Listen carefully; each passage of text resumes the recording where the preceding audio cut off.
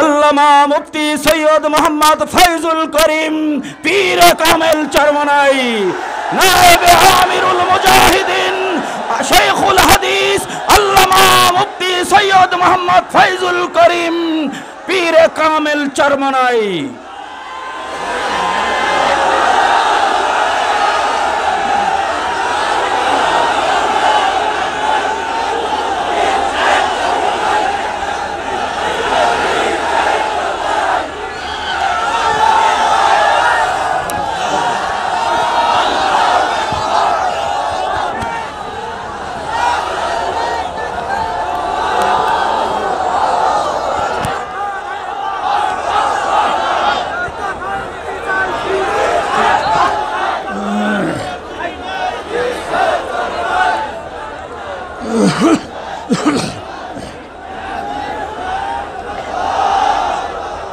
আসসালামু আলাইকুম ওয়া রাহমাতুল্লাহি ওয়া বারাকাতুহু।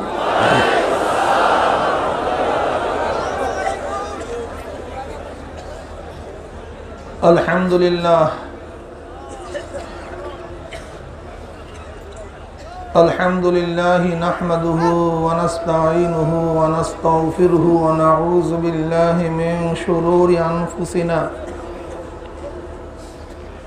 من يهد الله فلا مضل له ومن يضلله فلا هادي له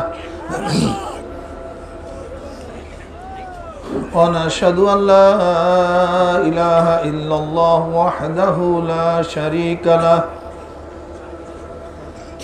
ونشهد أن محمدا عبده ورسوله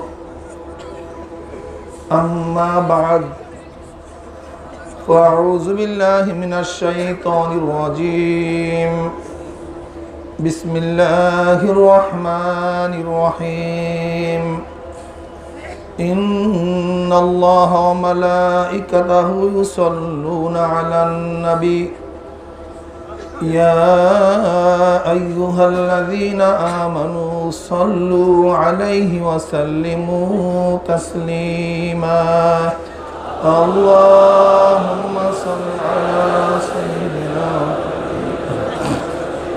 وحبيبنا مولانا صلى الله عليه وعلى آله وأصحابه وبارك وسلم اللهم صل على سيدنا وحبيبنا مولانا محمد صلى الله عليه وسلم اللهم صل على سيدنا حبيبنا مولانا محمد صلى الله عليه وعلى آله وأصحابه وبارك وسلم أعوذ بالله من الشيطان الرجيم بسم الله الرحمن الرحيم الذين جاهدوا فينا لنهدينهم سبلنا وقال رسول الله صلى الله عليه وسلم المجاهد من جاهد في نفسه صدق الله المولانا العظيم وصدق رسول النبي الكريم الله পাকের বান্দা জনাব মুহাম্মদ রাসূলুল্লাহ সাল্লাল্লাহু আলাইহি ওয়াসাল্লামের উম্মতগণ, আল্লাহ পাক রব্বুল আলামিন আপনাকে আমাকে ফিতনা ফাসাদের জমানায় যখন তাম দুনিয়ার থেকে ইসলাম মুসলমানদেরকে মিটিয়ে দেওয়ার ষড়যন্ত্র চলতেছে, তাম দুনিয়ার মধ্যে ইসলাম মুসলমান থাকবে কি থাকবে না এই প্রশ্নের সৃষ্টি হয়েছে। যে জমানায় মানুষ নেকের কাজ ছাড়তেছে, গুনার কাজ ধরতেছে, শুধু গুনার কাজ ধরেই না বরং গুনার কাজে প্রতিযোগিতা শুরু করছে কে কার আগে জাহান্নামে যাবে। সবাই বলি না আউযু বিল্লাহ।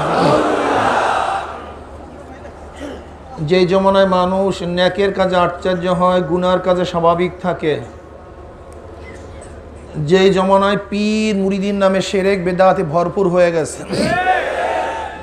যেই জমানায় দ্বীনের দাওয়াতের নামে বিভিন্ন বদ্দিন ছড়াবার চেষ্টা ইহুদি খ্রিস্টানরা লিপ্ত হয়ে গেছে,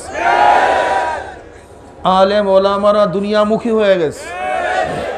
সেই মুহূর্তে আল্লাহ পাক রব্বুল আলামিন আপনাকে আমাকে কোরআন ও হাদিসের মাজলিস, আলেম ওলামা, মুমিন মুত্তাকিন, জাকিরিন শাকিরিনদের গুরুত্বপূর্ণ এক দামি মাজলিসে আসার, বসার, বলার, শোনার তৌফিক আল্লাহ পাক দান করছেন। শুকরিয়া তান সবাই বলে আলহামদুলিল্লাহ। এই মাজলিস অনেক গুরুত্বপূর্ণ, অনেক দামি মাজলিস, অনেক দামি। গোটা এরিয়াকে আপনারা দামি হওয়ার কারণে ফেরেশতারা ঘিরা ফেলাইছে। এই মাজলিসকে কেন্দ্র করে আল্লাহ পাক রব্বুল আলামিন ফেরেশতাদের সাথে বিভিন্ন প্রশ্ন এবং জবাব দেওয়ার পরে সিদ্ধান্ত দেন, ও শেদুকুম আন্নী কদ গাফারতু লাহুম, ফেরেশতারা সাক্ষী থাক, গোটা মাজলিসের বান্দাদের গুনাহ আমি সব মাফ করে দিয়েছি। মাজলিসে আসছেন চরমনাইয়ের ময়দান, বরকতপূর্ণ ময়দান। এই জমিনের মধ্যে বহুত চোখের পানি। আসলে আল্লাহ ওয়ালারা মাজলিসকে কবুল করাইছেন আল্লাহর কাছে দোয়া করে। আল্লামা রশিদ আহমদ গঙ্গুই রহমতুল্লাহ আলাইহি 3 দিন পর্যন্ত কাবা শরীফের সাথে কপাল ঠোকরান আর দোয়া করেন, কান্দেন আর দোয়া করেন। শাগরেদরা প্রশ্ন করছে, হযরত এত কি দোয়া করতেছেন? হযরত গঙ্গুই রহমতুল্লাহ 3 দিন পরে বললেন, আমি আল্লাহর কাছে দোয়া করছি, মাওলা হে, যারা এই তরিকার মধ্যে ঢুকবে তুমি তাদেরকে কাউকে জাহান্নামে জ্বালাইতে পারো।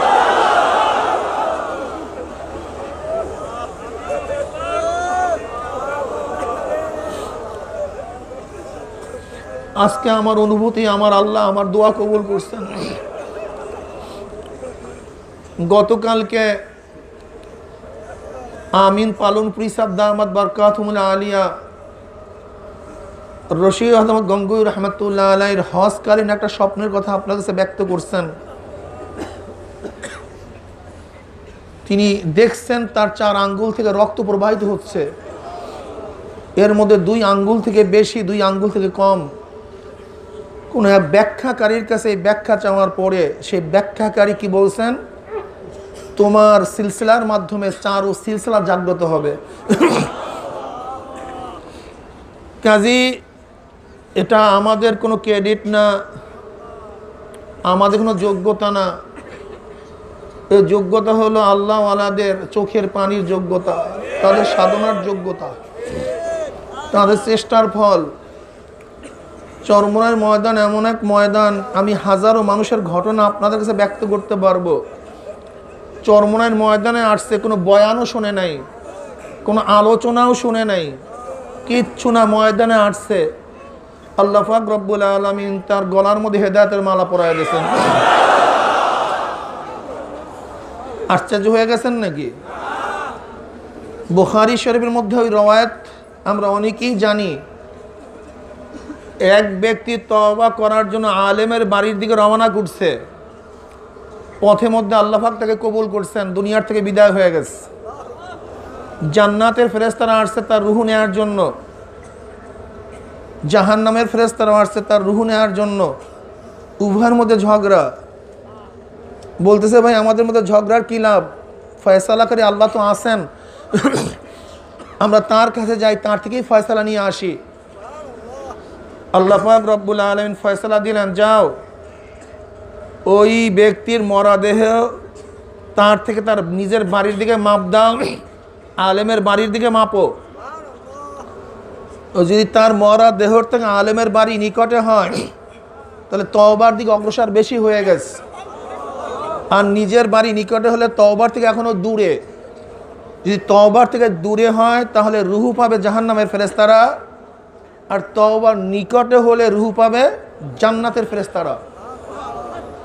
নবী পাক সাল্লাল্লাহু আলাইহি ওয়াসাল্লাম ফরমান, ও কি বাস্তবে ঘটনা এরকম ছিল,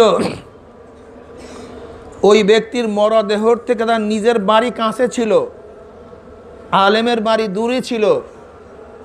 আল্লাহ পাক রব্বুল আলামিন জমিনকে হুকুম করেছে, জমিন ও নিজের বাড়ির দিকে দূর হয়ে যায়, আলেমের বাড়ি নিকটে হয়ে যায়। মাপ দেওয়া হইল, দেখে আলেমের বাড়ি নিকটে, আল্লাহর ফয়সালা অনুযায়ী রুহু চলে গেছে জান্নাতে। আলেমের বাড়ির দিকে রওনা করছে, তওবা করতে পারে নাই, তাতেও আল্লাহ পাক মাফ করছেন। আর আমরা তো অনেকে চলেই আসছি, তাহলে আল্লাহ পাক মাফ করবেন না কেন? যাই হোক, মাজলিস অনেক গুরুত্বপূর্ণ, অনেক দামি। গোটা দুনিয়ার ইসলাম সম্পর্কে কম বেশি আমরা সবাই জানি। আজকে ইরাকের অবস্থা কি, ফিলিস্তিনের অবস্থা কি, আলজেরিয়ার অবস্থা কি, মিশরের অবস্থা কি, সৌদির অবস্থা কি, চীনে মুসলমানদের উপরে কি অত্যাচার চলতেছে, হাজারো লক্ষ মানুষ আফগানিস্তানে কাফের বেঈমানরা মুশরিকরা শহীদ করেছে। আজকে হিন্দুস্তানে কাশ্মীরে মুসলমানদের উপর নতুনভাবে স্টিম লড়া চালানো হচ্ছে। আজকে বাংলাদেশ নিয়েও বিভিন্ন ষড়যন্ত্র চলতেছে। আন্তর্জাতিকভাবে মুসলমানকে দমাবার জন্য ইয়াহুদি খ্রিস্টানরা বিভিন্ন কৌশলে লিপ্ত।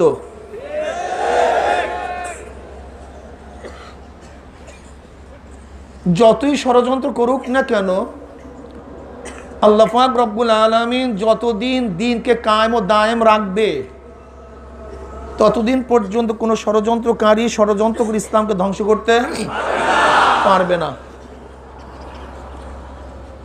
এই ষড়যন্ত্র আজকের থেকেই নয়, এর আগের থেকেও ছিল। নবী নূহ আলাইহিস সালাতু ওয়াস সালামের আগের দর জমানা তো খুবই ভালো ছিল, বিভেদ ছিল না, হিংসা হাসাদ ছিল না, সবার মধ্যে ঐক্যতা হৃদ্রতা ছিল। নবী নূহ আলাইহিস সালাতু ওয়াস সালামের জমানায় প্রথম মুশরিকদের সাথে, কুফরের সাথে লড়াই করা শুরু হয়েছে। এর জন্য নবী নূহ আলাইহিস সালাতু ওয়াস সালাম আউয়ালুর রাসূল, প্রথম রাসূল। তিনি প্রথম বেঈমানদের সাথে যুদ্ধ করছেন, জিহাদ করছেন, হকের ঝান্ডা উত্তোলন করেছেন। এরপরে নবী ইব্রাহিম আলাইহিস সালাতু ওয়াস সালামের জমানায় একই অবস্থা, হক বাতিলের লড়াই ছিল। নবী মূসা আলাইহিস সালাতু ওয়াস সালামের জমানায়ও জীবনভর যুদ্ধ করতে করতে করতে করতে তার শেষ নিঃশ্বাস ত্যাগ করতে হয়েছে। মুনাফিকরাও ছিল। নবী ঈসা আলাইহিস সালাতু ওয়াস সালামকে তো এত নির্যাতন করেছে, শেষ পর্যন্ত আল্লাহ পাক রব্বুল আলামিন তাকে আকাশে তুলে নিয়ে গেছেন। নবী মুহাম্মদ সাল্লাল্লাহু আলাইহি ওয়াসাল্লাম সম্পর্কে তো কম বেশি আমরা সবাই জানি। তার জমানার অবস্থা সম্পর্কে কম বেশি আমরা সবাই জানি। নির্যাতিত হয়েছিলেন, নিপীড়িত হয়েছিলেন। শুধু তিনিই নয়, তার সাথীরাও নির্যাতিত হয়েছিল। শিয়াবে আবু তলেবের মধ্যে 3 বছর অবরুদ্ধ ছিল। 3 বছর, 1-2 না, 3টা বছর। তাদের সাথে কেউ সালাম কালাম করতো না, এক গ্লাস পানিও কাউ তাকে দিত না, তাদের কাছে কোনো কিছু বিক্রি করা হইতো না। এমনকি যদি কেউ তাদের সাথে কথা বলতো, তাকেও সমাজচ্যুত করা হইতো। গাছের পাতা খেয়ে খেয়ে নবী পাক সাল্লাল্লাহু আলাইহি ওয়াসাল্লাম সাথীরা ছাগলের বড়ির ন্যায় পায়খানা করেছে। যখন বাচ্চাগুলি মায়ের স্তনের মধ্যে টান দিছে, দুধ শুকায় গেছে, ঠাট্টা মেয়েরা চিল্লান দিছে, খাওয়ার কোনো ব্যবস্থা করতে পারে নাই। তায়েফের ময়দানের ঘটনা সম্পর্কে কম বেশি আপনারা সবাই জানেন। নবী পাক সাল্লাল্লাহু আলাইহি ওয়াসাল্লাম মাথা থেকে কীভাবে রক্ত ঝরেছিল। নবী পাক সাল্লাল্লাহু আলাইহি ওয়াসাল্লাম মক্কার মধ্যে 13 বছর পর্যন্ত দাওয়াতি কাজ করছেন। এরপরে তার নিজের ভূমির থেকে হিজরাত করতে তিনি বাধ্য হয়েছিলেন। দ্বিতীয় হিজরিতে কাফের বেঈমান মুশরিকরা চিরতরে তাকে বিদায় দেওয়ার জন্য বদরের ময়দানে উপস্থিত হয়েছিল। আবার তৃতীয় হিজরিতে নবী পাক সাল্লাল্লাহু আলাইহি ওয়াসাল্লামকে ধ্বংস করার জন্য উহুদের ময়দানে উপস্থিত হয়েছিল। এরপরে বদরে সোগরা হয়েছে। এরপরে বীরে মাউনার ঘটনা সম্পর্কে কম বেশি সবাই জানি। এরপরে খন্দকের যুদ্ধ, এরপরে বয়াতে রিদওয়ান হয়েছিল। এরপরে আবার খায়বারের যুদ্ধ 7ম হিজরিতে হয়েছিল। 8ম হিজরিতে ফতে মক্কা, ইনশাআল্লাহ 10ম হিজরিতে তো নবী পাক সাল্লাল্লাহু আলাইহি ওয়াসাল্লাম বিদায় হজ এবং ভাষণ দিয়েছিলেন। নবী পাক সাল্লাল্লাহু আলাইহি ওয়াসাল্লাম দুনিয়ার থেকে বিদায় হওয়ার পরে গোটা আরবের মধ্যে আগুন লাগছিল, ফিতনার ফিতনা। প্রথম ফিতনা শুরু হয়েছিল নবী পাক সাল্লাল্লাহু আলাইহি ওয়াসাল্লামের শরীর মুবারক কোথায় দাফন করা হবে। কেউ বলছে মক্কায়, কেউ বলছে ফিলিস্তিনে তার শরীর মুবারক দাফন করা হবে, কেউ বলছে মদিনায়। আবু বকর সিদ্দিক রাদিয়াল্লাহু তাআলা বললেন, নবীগণ যেখানে ইন্তেকাল করেন সেখানেই তাদের দাফন করা হয়। এই হাদিস শোনাবার পরে সবাই একমত হয়ে নবী পাক সাল্লাল্লাহু আলাইহি ওয়াসাল্লাম গৃহের মধ্যেই তাকে শাহিত করা হয়েছে। এরপরে ঝগড়া সৃষ্টি হয়েছে, আমির কে হবে, নেতা কে হবে। আনসারদের মধ্য থেকে বলছে আমাদের মধ্য থেকে খলিফা হবে, মুহাজিরদের মধ্য থেকে তারা বলছে আমাদের মধ্য থেকে খলিফা হবে। উভয়ের দলের সাথে যখন বয়াত গ্রহণ করার জন্য প্রস্তুতি গ্রহণ করলেন, এই খবর যখন আবু বকর সিদ্দিক রাদিয়াল্লাহু তাআলার কাছে আসছে, আবু বকর সিদ্দিক রাদিয়াল্লাহু তাআলা দৌড় হয়ে গেলেন। তিনি বললেন, আল আইমাতু মিনাল কুরাইশ, কুরাইশদের মধ্যে নেতা হবে হযরত ওমর ইবনে খাত্তাব রাদিয়াল্লাহু তাআলা। সর্বপ্রথম আবু বকর সিদ্দিক রাদিয়াল্লাহু তাআলা হাত মোবারকে বয়াত গ্রহণ করলেন। একে একে সমস্ত সাহাবারা বয়াত গ্রহণ করলেন। ইমারতের ফিতনা শেষ হয়ে গেছে। এরপরে ফিতনা খায়বার থেকে যে ইহুদি থেকে ভাগিয়ে দেওয়া হয়েছিল, পুনরায় তারা মদিনা দখল করার জন্য চেষ্টা শুরু করছে। ওই কাফের দেশের ঐক্যবদ্ধ হয়ে, মুশরিক দেশের ঐক্যবদ্ধ হয়ে মুনাফিক, মুশরিক, কাফের এবং ইহুদিরা দ্বিতীয়বার মদিনা আক্রমণ করার ষড়যন্ত্রে লিপ্ত। কিন্তু হযরত আবু বকর সিদ্দিক রাদিয়াল্লাহু তাআলা আনহুর দৃঢ় পদক্ষেপের কারণে, আল্লাহর রহমতের ভরসা থাকার কারণে, সুন্নাতের মজবুত থাকার কারণে কিছুই করতে পারে নাই। এরপর ওসামা ইবনে যায়েদ রাদিয়াল্লাহু তাআলা আনহুকে নবী পাক সাল্লাল্লাহু আলাইহি ওয়াসাল্লাম ইন্তেকালের পূর্ব মুহূর্তে 3000 সৈন্য নিয়ে এক যুদ্ধে প্রেরণ করার জন্য অনেক দূর অগ্রসর হয়ে গেছিলেন। নবী পাক সাল্লাল্লাহু আলাইহি ওয়াসাল্লাম মদিনার থেকে অনেক দূর তাদেরকে আগিয়ে দিয়েছেন। কিন্তু পথিমধ্যে যখন শুনছে নবী পাক সাল্লাল্লাহু আলাইহি ওয়াসাল্লাম অসুস্থ হয়ে পড়েছেন, তিনি আর যুদ্ধ গেলেন না, ফিরে আসছেন। নবী পাক সাল্লাল্লাহু আলাইহি ওয়াসাল্লাম দুনিয়ার থেকে বিদায় হয়ে গেলেন। ইখতিলাফ শুরু হয়ে গেছে। ওসামা বিন যায়েদ রাদিয়াল্লাহু তাআলা আনহুকে অসংরক্ষিত মদিনা রেখে 3000 সৈন্য নিয়ে বাহিরে প্রেরণ করবে কি করবে না। সমস্ত সাহাবারা একমত, না এই মুহূর্তে কোনো অবস্থাতেই 3000 সৈন্যকে বাহিরে প্রেরণ করা যাবে না।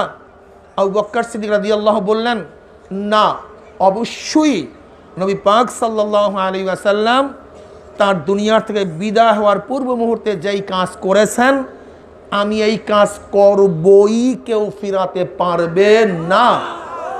সাহাবারা বললেন, আকাবের সাহাবারা বললেন, এমনকি হযরত ওমর ইবনে খাত্তাব রাদিয়াল্লাহু পরামর্শ দিলেন, তাহলে ওসামা বিন যায়েদের মতো 17 বছর যুবককে না দিয়ে আলীর মতো এই বড় যোদ্ধাকে তাদের নেতৃত্ব দেন।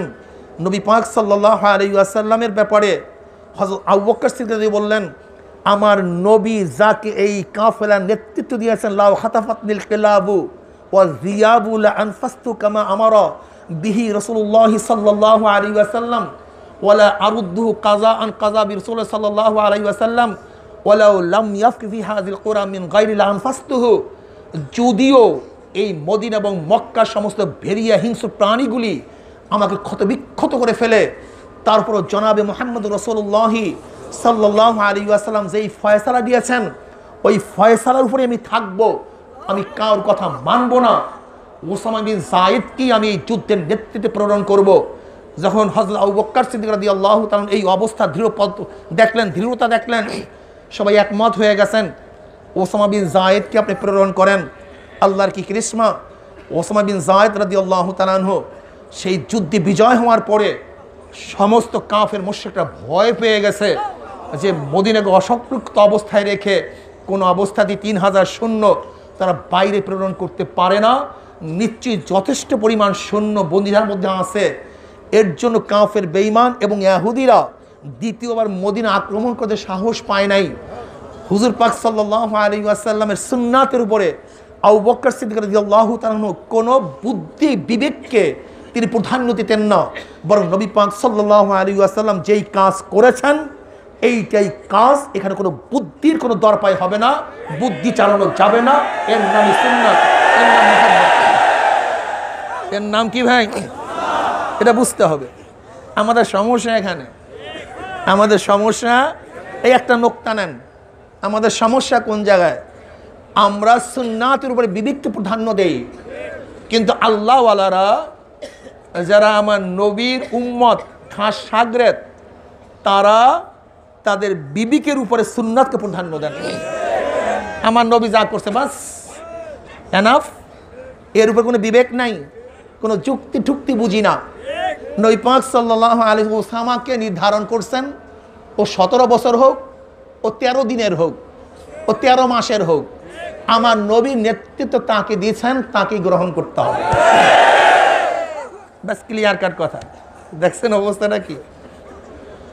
শুধু তাই নয়, নবী পাক সাল্লাল্লাহু আলাইহি ওয়াসাল্লাম যাওয়ার পরে মুনকিরিনে যাকাত, একদল লোক যাকাতকে অস্বীকার করে ফেলছে, তাও তাওবিলান, ডাইরেক্ট না।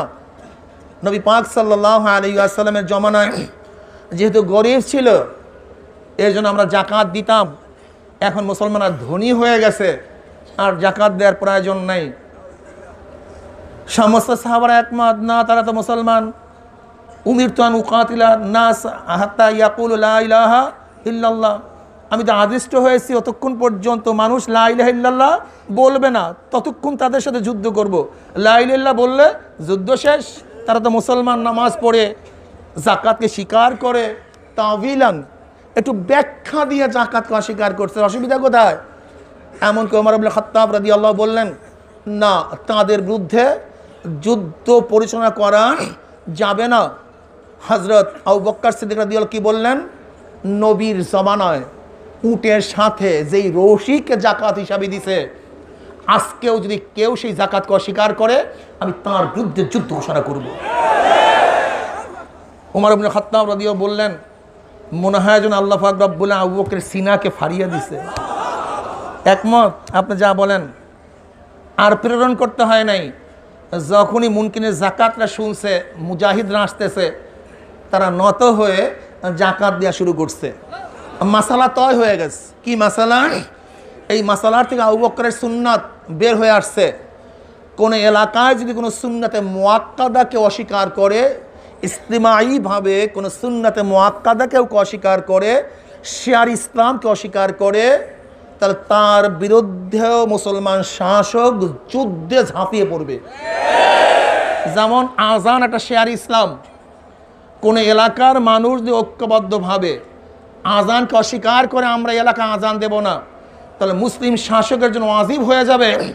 যদিও আজান সুন্নাতে মুআক্কাদা, ফরজ এবং ওয়াজিব নয়, কিন্তু ইজতিমাঈভাবে কেউ যদি শিয়ার ইসলাম, কিন্তু সুন্নাতে মুআক্কাদা হলো, এটা শিয়ার ইসলাম। এটা কি? শিয়ার ইসলাম। তাহলে মুসলিম শাসক তার বিরুদ্ধে যুদ্ধে ঝাঁপিয়ে পড়বে। খতনা করা, এটা সুন্নাত। এটা কি? সুন্নাত। কোন এলাকার বাসী যদি ঐক্যবদ্ধ হয়, আমরা এলাকায় খতনা করব না, তাহলে মুসলিম শাসক তাদের বিরুদ্ধে লড়াই করে তাদেরকে খতনা করতে বাধ্য হবে। এটা আবু বকর সিদ্দিক রাদিয়াল্লাহু তাআলার সুন্নাত। এরপরে কি শুরু হয়ে গেল? এরপরে শুরু হয়ে গেল মুনকিরিনে নবুয়ত, খতমে নবুয়ত। মুনকিরিনে খতমে নবুয়ত, মুসাইলামা কাজ্জাব, আসওয়াদ উনাসি, ইয়ামামা, এই শয়তানরা নবুয়তকে অস্বীকার করছে যে নবী ইনি শেষ না, এরপরেও নবী আসবে। হযরত আবু বকর সিদ্দিক রাদিয়াল্লাহু তাআলা তাদের বিরুদ্ধেও সৈন্য প্রেরণ করলেন।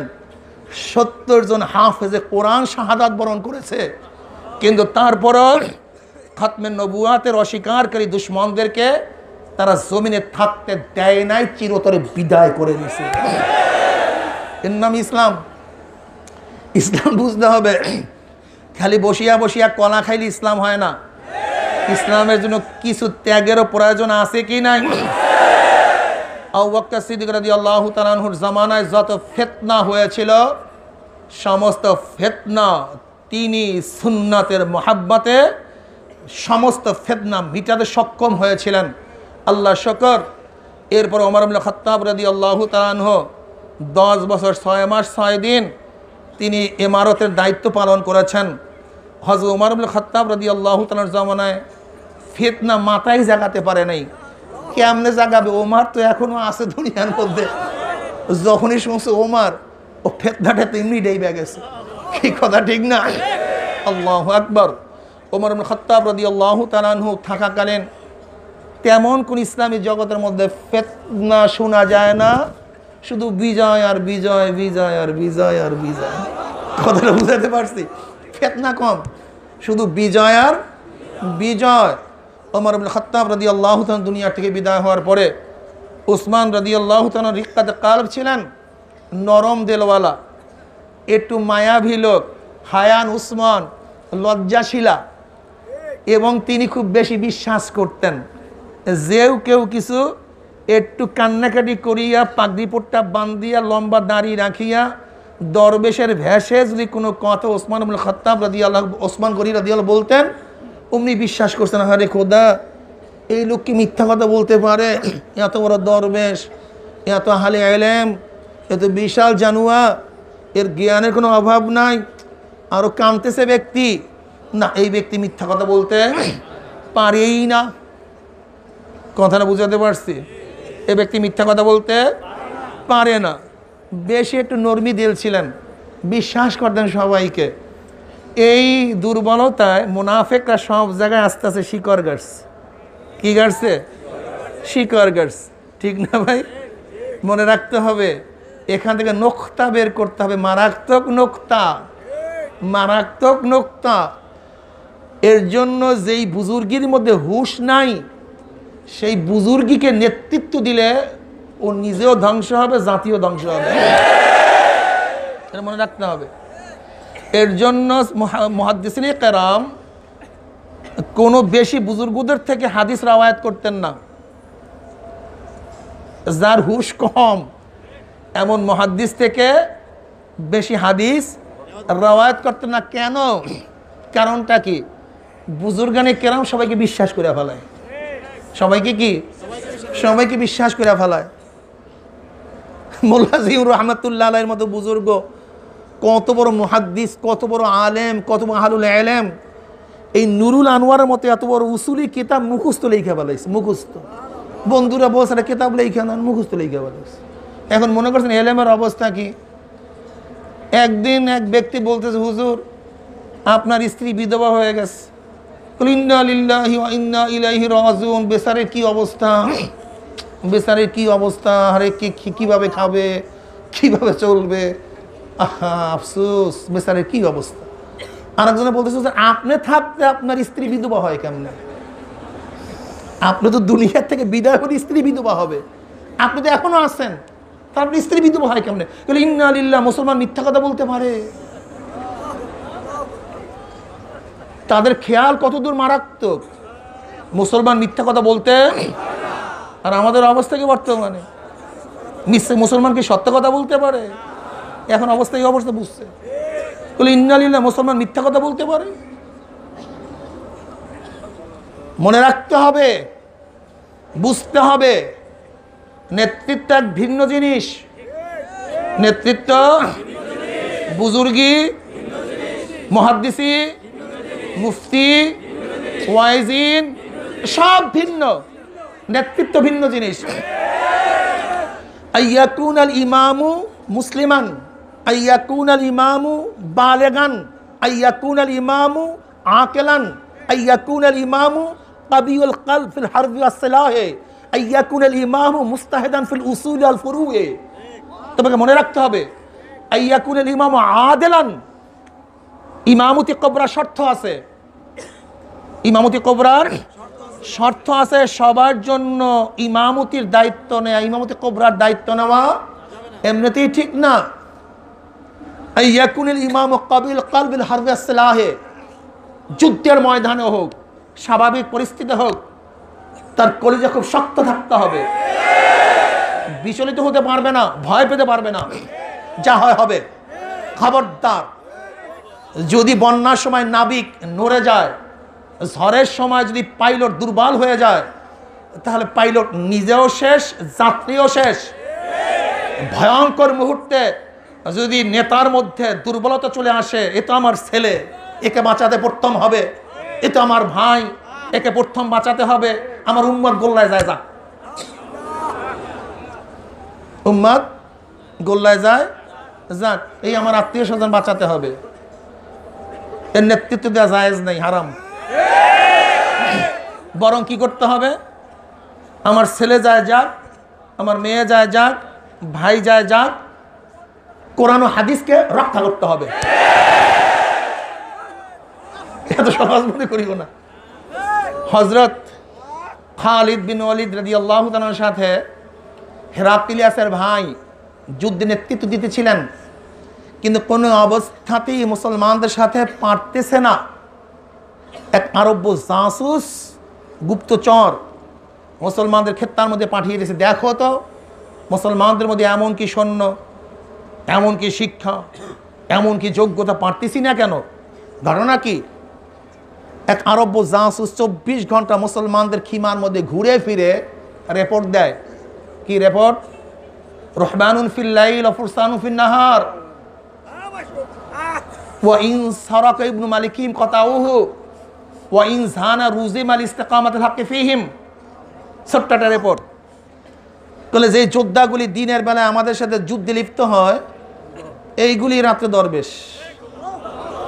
কেউ জিকিরে বসে কান্নাকাটি করে, কেউ কোরআন তেলাওয়াত করে, কেউ সেজদায় পড়ে আছে, কেউ রুকু অবস্থায় আছে, মনে হয় ভিজা বিলে, কিচ্ছু বুঝে না, দরবেশ হবে। কিন্তু এই দরবেশগুলি যখন দিনের বেলায় আমাদের মোকাবেলায় অবতীর্ণ হয়, মনে হয় যেন বুনিয়ান মারসুস, বিশাল পাহাড়, ভেদ করা সম্ভব না, মারাত্মক। আমি অনেক সময় বলি, চরমনাই মুজাহিদদের পাগড়ি যখন মাথায় থাকে তারা বিলাই হয়, কিন্তু মাথার পাগড়ি যখন কোমরে চলে আসে তখন বাঘ হয়ে যায়। ঠিক না? যখন মাথায় ততক্ষণ কি ভিজা বিলাই, কিচ্ছু বুঝি না, কিন্তু পাগড়ি যদি মাথা থেকে কোমরে নামে কি, তাহলে খবর আছে। কি বলা ঠিক না? ইনশাআল্লাহ কি ঠিক না? ইনশাআল্লাহ। তখন স্লোগান দেয়, আমরা সবাই রসুল সেনা, ভয় করি না বলে। কি ঠিক আছে? ইনশাআল্লাহ স্লোগান দেন তো, আমরা সবাই রসুল সেনা, আমরা সবাই নবীর সেনা, কুরআন সুন্নাহর আলো। ইয়াতে 100 মাইল দূরে যাওয়ার কথা নেই, কত নয়, জোরে দেন সবাই, 2 হাত তুলিয়া দেবেন, 2 হাত তুলিয়া। আমরা সবাই রসুল সেনা, সবাই হাত তোলেন, 2 হাত তোলেন। আমরা সবাই নবীর সেনা, 2 হাত, 2 হাত। আমরা সবাই রসুল সেনা, আমরা সবাই নবীর সেনা, কোরআন সুন্নাহর আলো, ঘরে ঘরে জালো। বসেন, এই বাচ্চাকেও শিখাই দেবেন। সবাইকে শিখাবেন। আলেমরা স্লোগান দিতে লজ্জা হয়, দেখেন না, আলেমরা লজ্জা হয়, কলবে বসা ভাই স্লোগান। এই কলবের মধ্যে স্লোগান না থাকার কারণে শয়তান বাসা বাঁধছে। আমার সমস্যা কি? আমার নবী তোমার নবী, বিশ্ব আমার নেতা তোমার নেতা, বিশ্ব নবী মোস্তফা। এর সে মজার কি কথা আছে? নারায়ে তাকবীর, আল্লাহু আকবার। এর সে মজার কি আছে বলেন তো আমাকে? নারায়ে তাকবীর, মজাটা কি কম তো? মুসুর করে, এই সময় মুসুর করে, এই সময় মুসুর করে, কিসের মুড়িসুর? নারায়ে তাকবীর। আমার কাছে এত মজা লাগে আমার কাছে মনে হয় স্লোগানের সময় যে এক একটা স্লোগান মনে হয় শয়তানের কলিজার মধ্যে তীর লাগায় দেবে। মনে হয় যেন শয়তানের কলবের মধ্যে বুলেট লাগায় দিবে। নারায়ে তাকবীর, আমরা সবাই নবীর সেনা, কুরআন সুন্নাহর আলো, চলবে ইনশাআল্লাহ। এখন বলছে রহমানুন ফিল লাইল ওয়া ফুরসানুন ফিন নাহার। এরা এরা দিনে যোদ্ধা, রাত্রে দরবেশ। এই শোনো, আমি জামাতের লোকদেরকে বলতে চাই, সেদিনকে আমি আব্দুর রাজ্জাক সাহেবের বক্তব্যটা পুরো শুনছি। জামাত অগ্রসর না হওয়ার কিছু কারণ উনি ব্যক্ত করেছেন, কিন্তু আমি ব্যারিস্টার আব্দুর রাজ্জাক সাহেবকে বলতে চাই, বক্তব্য ভালো, কিন্তু আপনি পূর্ণ বুঝেন নাই, আংশিক বুঝছেন জামাতের ব্যর্থতা। জামাত ব্যর্থতার কারণের আংশিক বুঝছেন, পুরা বুঝেন নাই। আমি আপনাকে এক কথা বলতে চাই, ইসলাম কোনদিন শুধু বুদ্ধি এবং বিবেকের মাধ্যমে বিজয় হয় না, যতক্ষণ আল্লাহর রহমত না হয়েছে।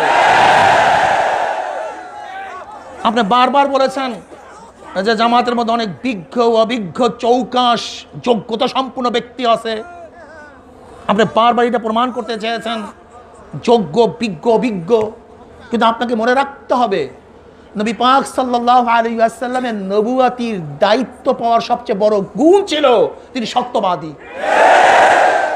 সবচেয়ে বড় গুণ কি ছিল? আমার নবী পাক সাল্লাল্লাহু আলাইহি ওয়াসাল্লাম বহুত জানেন, অনেক বিজ্ঞ। আমার নবী পাক সাল্লাল্লাহু আলাইহি ওয়াসাল্লাম অনেক জানেন, অনেক বিজ্ঞ, অনেক অভিজ্ঞ, অনেক নেতৃত্বস্থানীয়, অনেক ধনী, অনেক বুদ্ধিমান নৌ। এই কারণে আমার নবী নবুয়াতি পান নাই। যদি বুদ্ধির কারণে আরবের মধ্যে কেউ নবুয়াতি পাইতো, তাহলে আবু জাহেল নবুয়াতি পাইতো। যদি জানার কারণেই কেউ নবুয়াতি পাইতো, ইমরুল কয়েস নবুয়াতি পাইতো। যদি জোশ এবং যোদ্ধার কারণে কেউ নবুয়াতি পাইতো, আবু সুফিয়ান নবুয়াতি পাইতো। ধনত্বর কারণে কেউ নবুয়াতি, অলিদ ধনত্ব হওয়ার কারণে নবুয়াতি পাইতো। কিন্তু আমার নবী পাক সাল্লাল্লাহু আলাইহি ওয়াসাল্লাম ধনীও ছিলেন না, তিনি উম্মি ছিলেন। মা আনা বিকারিয়ান, আমি তো পড়িই নাই, আমি তো পড়িই নাই। আমার নবী তো এতিম ছিলেন, আমার নবীর তেমন কোনো মালও ছিল না, কিন্তু আমার নবীর নবুয়াতি পাওয়ার সবচেয়ে বড় গুণ ছিল আমার নবী সত্যবাদী। মনে রাখতে হবে।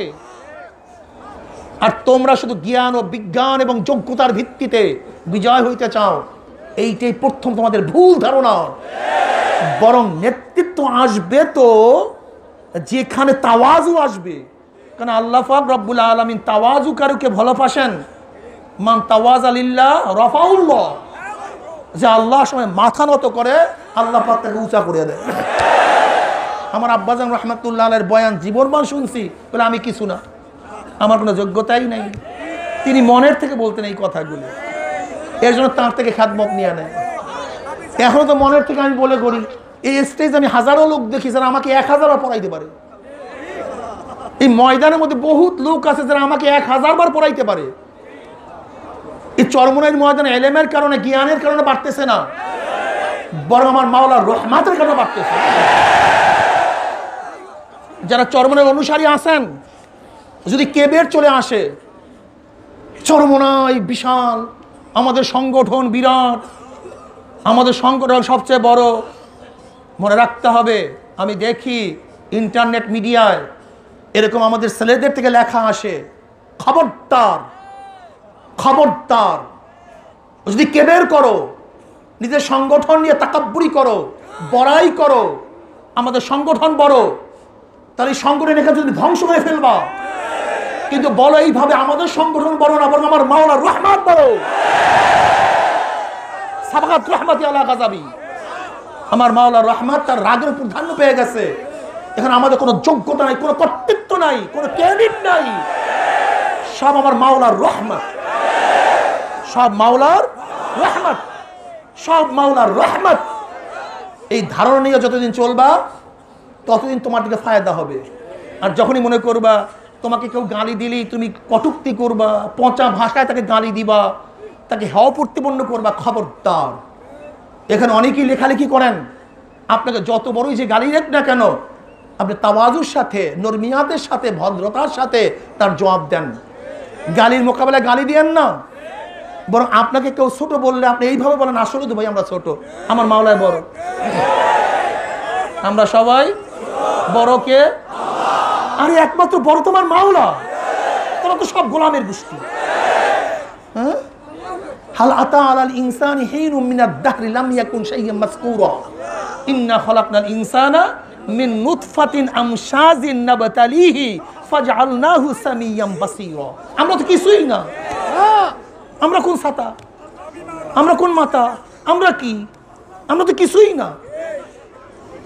চরমনায়ের সাথে যারা যেইভাবে সম্পৃক্ত হন, এই তাওয়াজ ইখতিয়ার করেন, নরমিয়ত, মোকাবিলার কোনো ভাইয়ের সাথে খারাপ ব্যবহার করিয়েন না, তাদের মোকাবিলায় খারাপ ভাষায় জবাব দিয়েন না, তাদের প্রতি উত্তরে খুব খারাপ ভাষা ব্যবহার করিয়েন না, বরং আল্লাহর কাছে সুপর্দ করিয়ে দেন। আপনি কি দেখেন নাই নবী পাক সাল্লাল্লাহু আলাইহি ওয়াসাল্লাম সামনে আবু বকর সিদ্দিক রাদিয়াল্লাহু বসা, এক ব্যক্তি আবু বকর সিদ্দিক রাদিয়াল্লাহু তাআলাকে ভালো ভালোই বলতেছে, একের পর এক বলতেছে, আমার নবী মিসকি মিসকি হাসতেছে, কিছুই বলেন না। আবু বকর সিদ্দিক রাদিয়াল্লাহু সহ্য করতে পারলেন না, এত গালাগালি, এত বদনাম আর সহ্য করতে পারলেন না, জবাব দিলেন। অমনি আমার নবীর মন বেজার হয়ে গেছে। ইয়া নবী আল্লাহ, এতক্ষণ হাসতেছিলেন, এখন মন বেজার কেন? তোমাকে গালি দিচ্ছিল, তোমার হয়ে ফেরেশতারা তোমার পক্ষ থেকে জবাব দিতেছিল, কিন্তু যখন তুমি মুখ খুলছো ফেরেশতাদের মুখ বন্ধ হয়ে গেছে, তোমার মুখ চালু হয়ে গেছে। এই জন্য আমার কাছে খারাপ লাগছে। চরমনায়ের সাথে যে যেভাবে সম্পর্ক রাখেন, আপনাকে গালি দেবে, বলবেন ভাই আসলেও তো আমি তো এর যোগ্য, আসলেও তো আমরা খারাপ ভাই, আমাদেরকে বাঁচায়া দেন, আমরা কিভাবে চলবো, এইভাবে বলেন, সমস্যা কি? আপনার কি কথা ঠিক না? বলতে পারেন না আসলেও ভাই আসলে আমরা তো খারাপ, আমরা ভালো হওয়ার জন্যই গেছি ভাই, আমাদেরকে ভালো রাস্তাটা বাতায়া দেন। আজকে বয়ান করছে আসরের পরে দেওবন্দের নাজেমে দারুল ইকামা হজরত, এখান থেকে বয়ানে যাওয়ার পরে আমার সাথে ওখানে বসছি, হুজুরের সাথে আমি বসছি, আমি ওখানে ছিলাম। হজরত একটা ওয়াকিয়া বয়ান করলেন। এখান থেকে হজরত গত বছর যাওয়ার পরে সদরুল মুহাদ্দিস হজরত সাঈদ আহমদ পালনপুরি দামাত বরকাতুল্লাহ আলিয়ার কাছে তিনি গিয়ে চরমনায়ের সমস্ত হাল হকিয়াত বয়ান করছেন, এবং তিনি আমাদের পক্ষ হয়ে হজরতকে দাওয়াত দিয়েছেন, হজরত আপনি চরমনায় যাবেন। এখন হজরত বলতেছে বাংলাদেশ থেকে এক ব্যক্তি আসছিল, সে আইসাতে চরমনায়ের ব্যাপারে অনেক কিছু বলছে। এখন আমি তাকে প্রশ্ন করছি, সাঈদ আহমদ পালনপুরি রহমাতুল্লাহ দামাত বরকাতুহুম ওই ব্যক্তির কাছে প্রশ্ন করেছে চরমনায়ের ভুলটা কি, তুমি সেই ভুলটা বলো, ভুলটা কি স্পেসিফিক, সেই ভুলটা বলো। এখন চুপচাপ থাইকা বলতেছে তারা জেকরে জলি করে, তারা কি করে, জেকরে। এখন সাঈদ আমি হুবাহু নকল করতেছি, এই আসরের পরে হুজুর আমার কাছে এই ওয়াকিয়া বয়ান করছেন, কাজে এটা অনেক দূরের কথা, আমি ভুলে গেছি, ব্যাপারটা এরকম না, তাজা খবর এই মাত্র। এখন হুজুর বলতেছেন সাঈদ আহমদ পালনপুরি দামাত বরকাতুহু বলতেছেন, সাইড তরিকার আমাদের সবাই তো জলি জিকির করে, তাই সবাইকে বাতিল করো। ওই ব্যক্তি আসতে চুপচাপ হাইটে আসছে। এই ওয়াকিয়া যখন আল্লামা মনির সাহেব দামাত বরকাতুহু বয়ান করছেন, তখন তিনি বললেন হুজুর এগুলি সব হাসাত, সব সিয়াসাত, আসলে আমরা সেখানে গেছি, ঘুরে দেখে আসছি, আমরা কোনো দোষ তাদের দেখি নেই। এইটা এইমাত্র আমাদের ব্যয় মাহমুদিয়া মাদ্রাসার মুহতামিম, যিনি বরিশালের মেয়র নির্বাচন করছেন, আমার সামনেই বসে আমার ব্যয়, এই একসাথেই ছিলাম।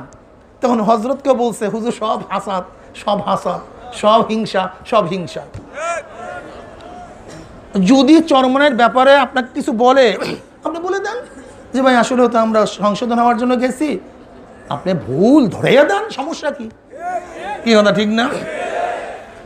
এখানে হরেক ধরনের লোক আসছেন, বিভিন্ন সংগঠন করছেন, এরকম লোক এখানে আসছেন।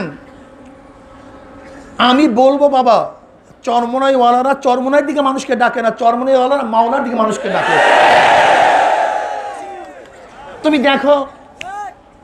তুমি দেখো আব্বাজান রহমাতুল্লাহ আলাইহি সুন্দর একটা ঘটনা বয়ান করতেন, সুন্দর মতো বলতেন যে দেখো আমিও মাখলুক, তুমিও মাখলুক, তুমিও মাওলার সৃষ্ট, আমিও মাওলার সৃষ্ট।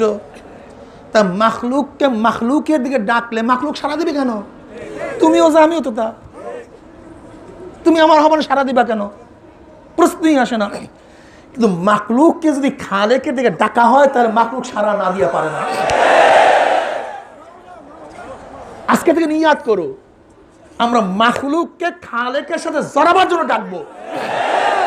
হ্যাঁ, বর্তমান জমানায় দেখা যায় অনেক বক্তা বের হইছে, কেরিয়ার, নিজের কেরিয়ার যেন নষ্ট না হয় এই জন্য অনেক বক্তা হাত পাকার পক্ষে, একটু কথাও বলতে পারে না, কেরিয়ার নষ্ট হয়ে যাবে। আবার অনেক বক্তা আল্লাহ সকালে খাইয়ে, আমাকে আইয়ুবি, খালেদ সাইফুল্লাহ আইয়ুবি, ও আসছে বরিশাল। আমি বললাম কি করবেন? বলে হুজুর দেখেন কি করি। আল্লাহর নাম লই এমন ভাবে বয়ান করছে, হাত মাত তুলাইয়া কে কে আছেন রাজি সবাই হাত তুলছে। বাস আমাদের সিরাজি সাহেব, আমাকে হাবিবুল্লাহ মেজবা, আমাদের আজাদি, এরকম আমাকে যত বক্তা আছে, আল্লাহ রে কিসের বয়ান, কিসের মাহফিল। এই যে আমাদের আর আছে, বোঝেন না এদের প্রতিদিন কি কথা, ঠিক না? আমাদের আব্দুল খালেক শরিয়তপুরি, এরকম আবুল কালাম আজাদ, বহুত বক্তা আমাদের যারা আছে, অনেকের নাম বলি নাই, নাম বলা আমার মাকসাদ না, আবার কেউ মনেও কিছু নেই না, বরং বলি মনের থেকে দোয়া করতেছে আল্লাহ সবাইকে কবুল করে না বলছে। আবার অনেক বক্তা কেরিয়ার নষ্ট হয়ে যাবে, একটু বলতেও পারে নাই, ওদের কপালে থুক। ওরা ইসলামের জন্য কাজ করে না, ওরা নিজের নাম বাড়াবার জন্য কাজ করে। আর আমরা আসি একদল সুর টান মারে, মমতাজের টান, এই মমতাজের টান বাদ দাও, এই মমতাজের টান বাদ দাও, দেখো কথার সাথে কাজের মিল আছে কি নাই। সব ওয়াজের পাগল হয়ে গেছে, সব ওয়াজের পাগল, আখলাকের পাগল না, কেউ চরিত্রের পাগল না, সব ওয়াজের পাগল, ধ্বংস হয়ে যাইতেছে সব। আব্বাজান রহমাতুল্লাহ আলাইহি প্রথম যখন হাফিজুর রহমাতুল্লাহর নির্বাচনে অংশগ্রহণ করলেন, আমার বড় ফুফাজান ছিল তখন প্রিন্সিপাল এই মাদ্রাসার, তখন ফুফাজানকে ডাকলেন যে আপনার শালাকে নিষেধ করেন, সুমন্তিকে নিষেধ করেন। বড় ফুফাজানে ছিল আব্বার চেয়ে বড় বোন বিবাহ, আব্বার বড় বোন কি বিবাহ করছে, দুলাভাই ডাকতো, বলে আপনার শালাকে নিষেধ করেন, যদি সে হাফিজুর রহমাতুল্লাহর নির্বাচন করে তাহলে তার পীর মুরিদিও শেষ, তার মাদ্রাসা বন্ধ হয়ে যাবে, রাখবো না। ফুফাজানে ভয় পেয়ে গেছে, আইয়া বলতেছে যে ভাইজান, আব্বাকে ভাইজান ভাইজান ডাকতো, ভাইজান ভাইজান কি করবেন, অবস্থা তো খুবই খারাপ। বলে কি খারাপ? বলে আপনি যদি, এই সাইদ ভাই সাক্ষী আছে, এখানে মুরব্বীরা সাক্ষী আছে, আপনি যদি এই নির্বাচন, হাফিজুর রহমানের নির্বাচনে অংশগ্রহণ করেন তাহলে তো এই আপনি পীর মুরিদিও থাকবে না, এই মাদ্রাসাও থাকবে না, সব বন্ধ হয়ে যাবে। আব্বাজান হাস দিয়ে বলতে আছে, ও দুলা ভাই, মাদ্রাসা করি মাওলায় পাওয়ার জন্য, ইসলামকে প্রতিষ্ঠিত করার জন্য, পীর মুরিদি করি আমার মাওলাকে পাওয়ার জন্য, দ্বীনকে প্রতিষ্ঠিত করার জন্য। যদি ইসলাম পালন করতে গিয়ে, ইসলামের দাওয়াত দিতে গিয়ে যদি মাদ্রাসা বন্ধ হয়ে যায়, পীর মুরিদি বন্ধ হয়ে যায়, এমন পীর মুরিদির আমার কোনো দরকার নেই, আমার মাদ্রাসার দরকার নেই। এটা কি ব্যবসা নাই? এটা কি ব্যবসা? হ্যাঁ, আমরা কিছু কথা বললেই আমার পীর মুরিদি বন্ধ হয়ে যাবে, আমার ওয়াজ বন্ধ হয়ে যাবে, মাহফিল করতে দেবে না, হাদিয়া বন্ধ হয়ে যাবে নাকি? এটা কি ব্যবসার কোনো ওসাইল নাকি? এটা ব্যবসার মাধ্যম নাকি? এটা দুনিয়া কামাই করার জায়গা পীর মুরিদি? কি বানাইছে কি কোনো? ওলা তাশতারু বিআয়াতি সামানান কালিলা।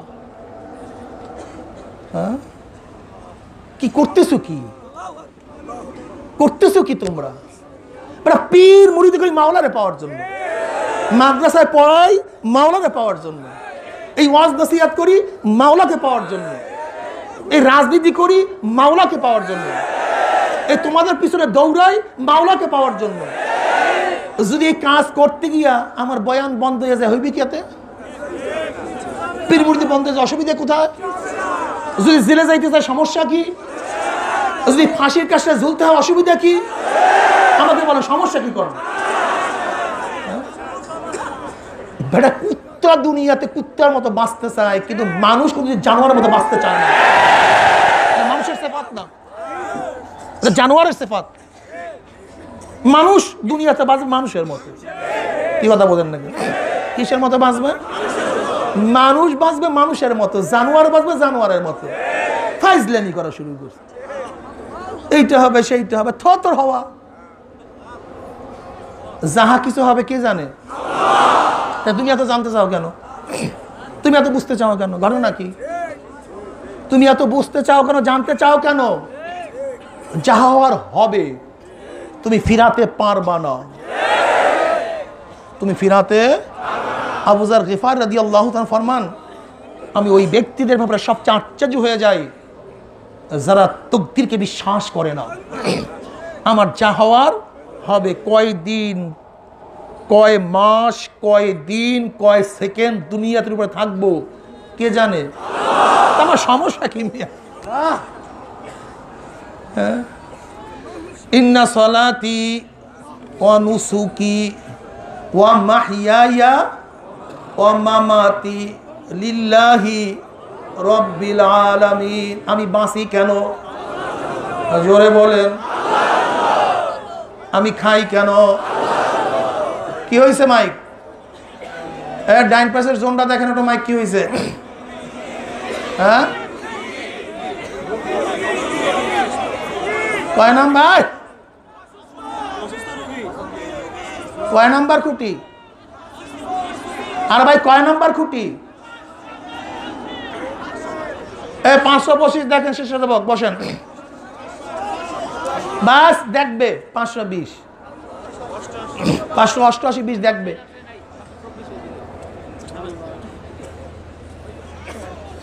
ইন্না সলাতি ওয়া নুসুকি ওয়া মাহইয়ায়া ওয়া মামাতি লিল্লাহি রব্বিল আলামিন। আমার জানি ইবাদত, আমার বলেন, আমার মালি ইবাদত কার জন্য? আমার বাঁচা কার জন্য? আমার মৃত্যু কার জন্য? আমি বাঁচি কেন? কারণটা কি? নবী পাক সাল্লাল্লাহু আলাইহি ওয়াসাল্লাম ফরমান, ওই হায়াত সবচেয়ে উত্তম হায়াত, যে হায়াত বেশি হবে তার মধ্যে নেকিও বেশি হবে। বলেন সবাই সুবহানাল্লাহ। ওই হায়াত সবচেয়ে নিকৃষ্ট হায়াত, যে হায়াত দীর্ঘ হবে গুনাহও বেশি হবে। ওই হায়াত, কথা বলেন না কেন? বলেন কোন হায়াত উত্তম? বুঝলে গেছেন আমাদের? যে হায়াত লম্বা হবে। কোন হায়াত খারাপ? মনে থাকবে এই বয়ান, এই একটা বয়ান মনে থাকবে। এই ব্যক্তি যদি 10 বছর বেশি না বাঁচত, আগামী বছর না বাঁচত, আগামী দিন বেশি না বাঁচত, 2টা সেজদা কম হইতো, 2 রাকাত নামাজ কম হইয়া যাইত, তেলাওয়াত একটু কম হইতো, জিকির কম হইয়া যাইত, হ্যাঁ, তার নেকের আমল কম হইয়া যাইত, সদকা কম হইয়া যাইত, খেদমত কম হইয়া যাইত। 2 দিন বেশি বাঁচার কারণে, 1 দিন বেশি বাঁচার কারণে আমল নামায় 5 ওয়াক্ত নামাজ যোগ হয়ে গেছে, ফজরে বিকালে জিকির যোগ হয়ে গেছে, হাঁটতে চলতে জিকির যোগ হয়ে গেছে, তেলাওয়াত যোগ হয়ে গেছে, নিঃশ্বাসের জিকির যোগ হয়ে গেছে। কাজী তার মর্তবা ছিল এইটা, 1 দিন বেশি বাঁচার কারণে মর্তবা বাড়িয়া গেছে। ওয়ান মুআয ইবনে জাবাল রাদিয়াল্লাহু তাআলা আনহু, লাইসা ইয়াতাহাসরা আহলুল জান্নাহ ইল্লা আলা সাআতিন মাররাত বিহিম লাম ইয়াজকুরুল্লাহ তাআলা ফিহা। রাও তিরমিজির মধ্যে রওয়ায়াত আছে, জান্নাতের মধ্যে জান্নাতীদের আর কোনো আফসোস থাকবে না, শুধু ওই সময়টুকুর জন্য আফসোস করবে যে এই সময়টুকু আমার মাওলার জিকির ছাড়া কাটাইয়া দিছে। আহারে, আমি আর একবার সুবহানাল্লাহ পড়লে আমার মর্তবা আরো বাড়িয়া যাইতো, আমি আর একবার আল্লাহ কইয়া ডাক মারলে আমার জান্নাত এইটা না, আমার জান্নাত ওইটা হইয়া যাইতো। আল্লাহু আকবার। আমি আর একটা নেক যদি জোগাড় করতে পারতাম, আমার উদ্যান এইটা হইতো না, আমার উদ্যান এইটা হইয়া যাইতো। আর একটা সুবহানাল্লাহ বললে আমার বাগান এইটা হইতো না, আমার বাগান ওইটা হইয়া যাইতো। এর জন্য আমি বাঁচতে চাই। কিসের জন্য? মর্তবা বাড়াবার জন্য। কারণ নবী পাক সাল্লাল্লাহু আলাইহি ওয়াসাল্লাম ফরমান, এক জান্নাতের মধ্যে আর এক জান্নাতের মর্যাদার পার্থক্য হবে কি পরিমাণ জানো? আমার নবী বলেন, জানো কি পরিমাণ হবে? যেরকম জমিন থেকে আসমান যত দূরত্ব, এক মুমিনের মধ্যে আর এক মুমিনের মর্যাদার এইভাবে পার্থক্য হয়ে যাবে। দেখ, ওই আব্দুল্লাহ আমার সাথী ছিল, ওতে ইবাদত গুজারের মধ্যে লিপ্ত, আমি ঘুমায় থাকতাম, খালি ফরজ আদায় করতাম, কিন্তু নফল টফল কিছু ছাড়তো না। ও যে জান্নাত বিশাল উঁচু। একজন আসবেন দেখে মর্তবা হয়ে গেছে। কি কথা ঠিক না? আমি যদি একটু হায়াত না বেশি পাইতাম, আমি আর একজনকে দাওয়াত দিয়ে চরমনায় আনতে পারতাম না তো। এর জন্য হায়াত পাইছি, দাওয়াত দিয়ে চরমনায় নিয়ে আসছি। কি ফায়দা? আদাল্লু আলা খায়রান কাফাইলি। এই শোনেন, এই যে চরমনায় এত লোক বেশি বাড়ার পিছনে আমাদের ক্রেডিট না, কিন্তু এটা আপনাদের সবার সমান ক্রেডিট, এটা আপনাদের সবার সমান যোগ্যতা। এ শুধু আমাদের যোগ্যতা না, কিন্তু ভুল। কেন আব্বাজান দাদাজান বলছে, চরমনায়ের মুরিদরা কেউ একা থাকতে পারে না, একা থাকতে পারি না। সুবহানাল্লাহ। এক একজন বুন্না ঘুঘুকে ধরতে পালা ঘুঘুরা যে কষ্ট করে। আজকে আমার ছোট খালুজান যে আজান দেয়, তার সম্পর্কে আপনারা অনেকেই জানেন। যে আজান দেয় আমার খালুজান, ওনারা সম্ভ্রান্ত করের পরিবারের লোক ছিল।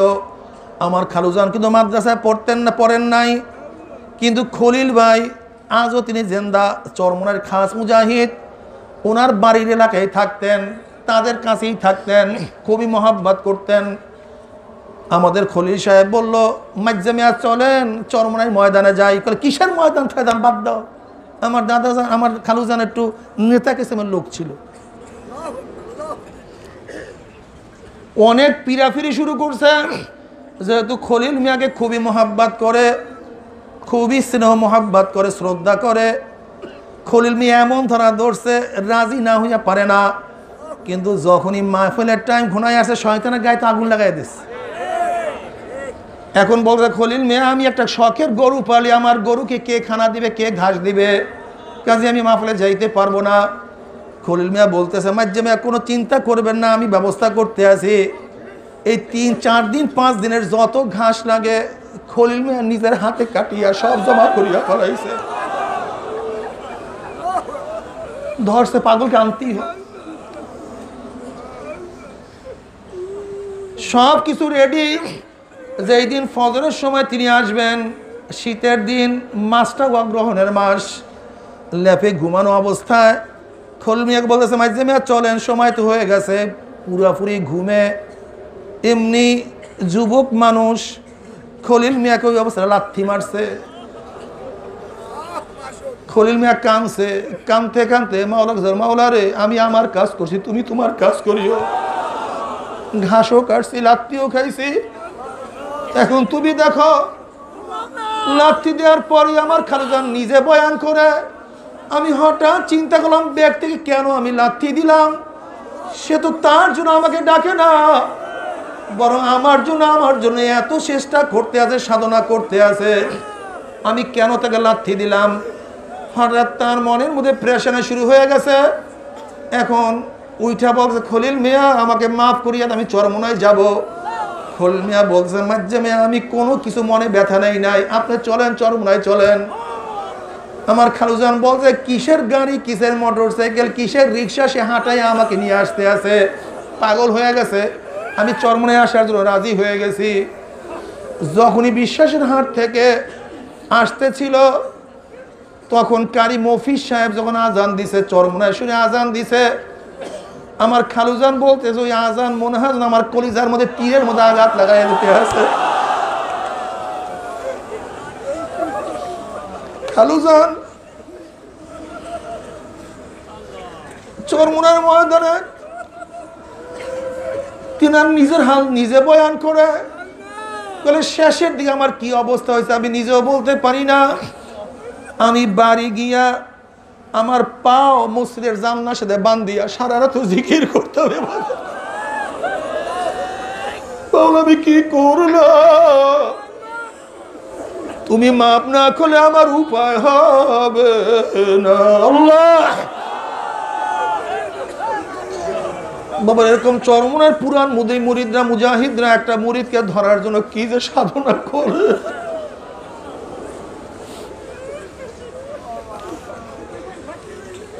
কাজে চরমনার মুরিদ বাড়ার ব্যাপারে আমাদের কোনো ক্রেডিট না, আমাদের কোনো ক্রেডিট না, আমাদের কোনো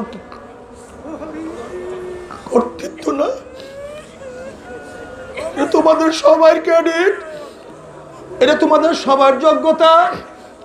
আর আল্লাহ ওয়ালাদের চোখের পানি, তাদের দোয়া, আল্লাহ পাক রব্বুল আলামিন এই জমিনকে কবুল করিয়া নিছেন।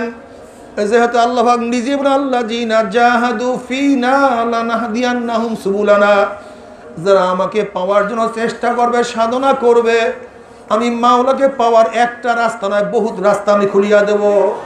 আল্লাহ তুমি কবুল করিয়া নাও। বাবারে চরমনার ময়দানে যারা আসছেন নিয়াত করেন মাওলারে তোমার পরিচয় না দিয়ে তুমি এখান থেকে মাহরুম করিও, হেদায়েতের মালা না পড়ে কাউকে মাহরুম করিও না।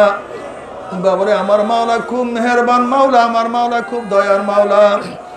আমার মাওলার কাছে যদি মাপ চাওয়ার মতো চাইতেই পারো, আমার মাওলা সমস্ত গুনাহ মাফ করিয়া দিবে। হযরত আলী রাদিয়াল্লাহু তাআলা রওয়ায়াত করেন, নবী পাক সাল্লাল্লাহু আলাইহি ওয়াসাল্লাম হিজরতের পরে মুসলিমদের মধ্যে ভ্রাতৃত্ব বন্ধনে আবদ্ধ করতেছিলেন। সাঈদ ইবনে আব্দুর রহমানের সাথে হযরত সালাবা আনসারী রাদিয়াল্লাহু তাআলা ভ্রাতৃত্ব বন্ধনে আবদ্ধ করলেন, উভয়কে ভাই বানায় দিলেন। যখন তবুকের ময়দানে যুদ্ধের জন্য সারা আসছে, হযরত সাঈদ ইবনে আব্দুর রহমান রাদিয়াল্লাহু তাআলা যুদ্ধে রওনা করলেন।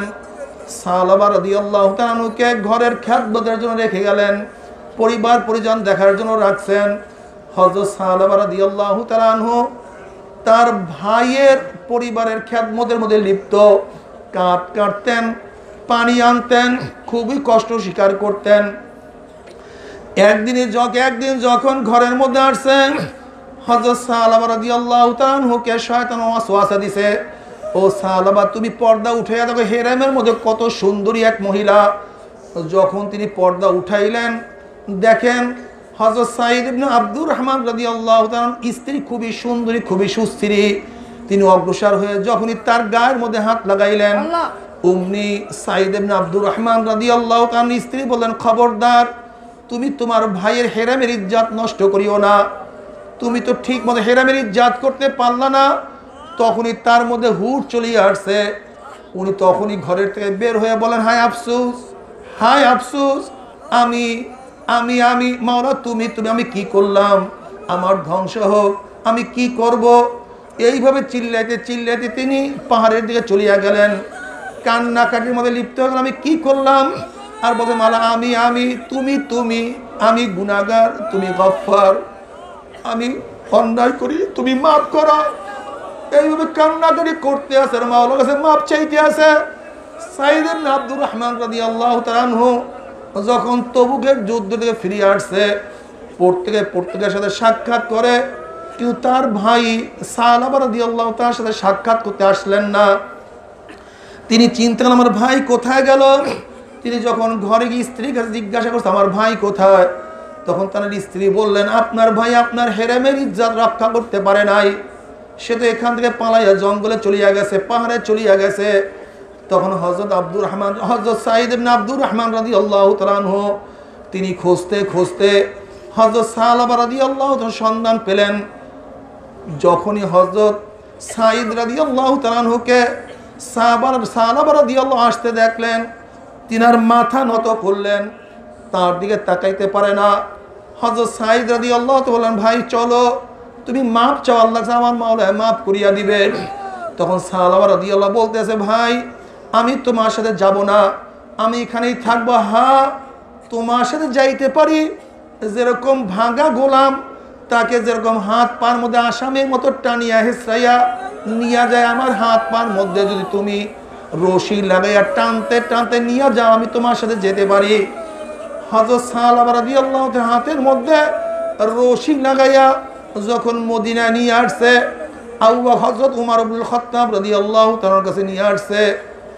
হযরত সালামা রাদিয়াল্লাহু তাআলা একটা মেয়ে ছিল, নাম তার খামসানা। হযরত খামসানা বলছে, আব্বাজান, যদি আপনাকে নবী এবং নবীর সাহাবারা কবুল না করে আমি আপনার সাথে থাকবো না, চলেন আমি সাহাবাদের সাথে নিয়ে যাই। হযরত উমর ইবনুল খাত্তাব রাদিয়াল্লাহু তাআলার কাছে যখন হযরত সালামা রাদিয়াল্লাহু তাআলা নিয়ে যাওয়া হইল, হযরত উমর ইবনুল খাত্তাব রাদিয়াল্লাহু বলতেছে, না, আমার কাছে কোনো মাপ নাই, আমার মনে চায় আমি উঠিয়া তোমার চুলগুলি ছিঁড়িয়া ফেলাই, এখান থেকে বের হয়ে যাও। হযরত সালামা রাদিয়াল্লাহু বলতে আছে যে ওমর আমাকে মাফ করে না, আমাকে গ্রহণ করে নাই, চলো আবু বকর সিদ্দিক রাদিয়াল্লাহু তাআলার কাছে যাই।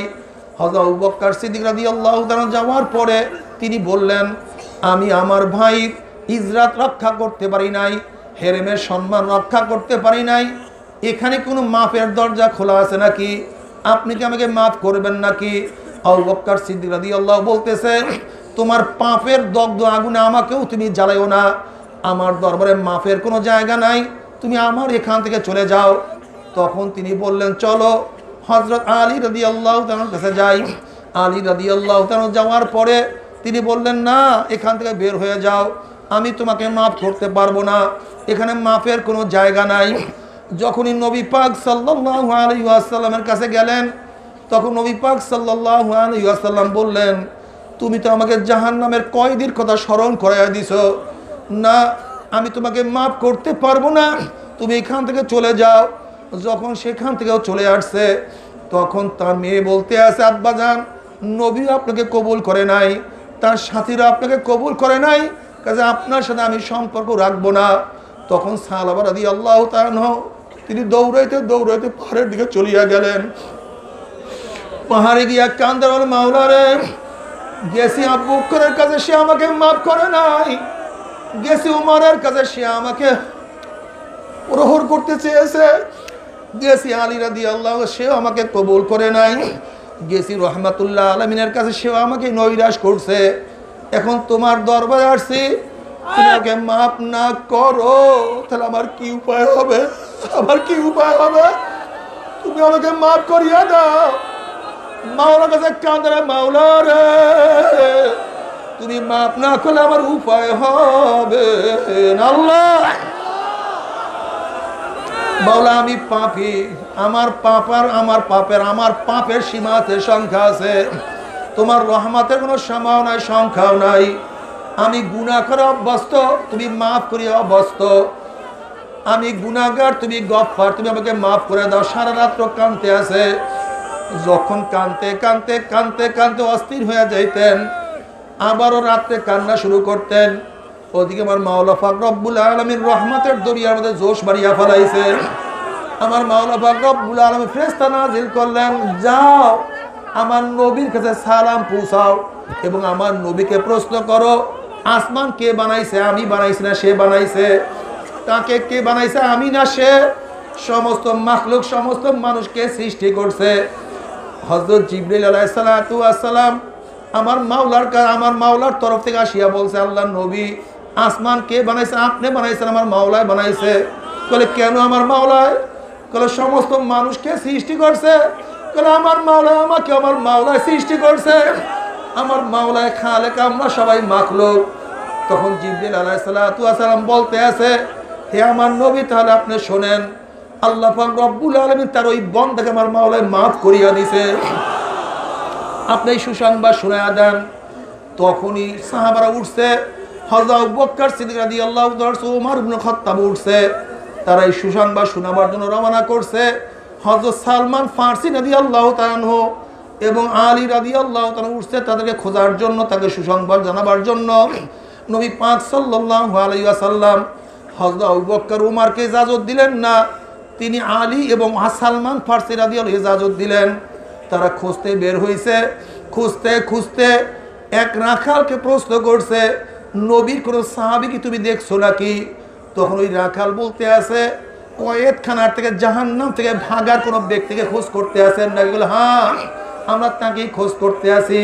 বলে, অপেক্ষা করেন, সন্ধ্যা হওয়ার পরে ওই গাছের নিচে ওই ব্যক্তি আসিয়া সারা রাত্র কান্দে আর মাওলার কাছে মাপ চায়, মাওলা রে আপনি মাপ না করে উপায় হবে না, একটু অপেক্ষা করেন।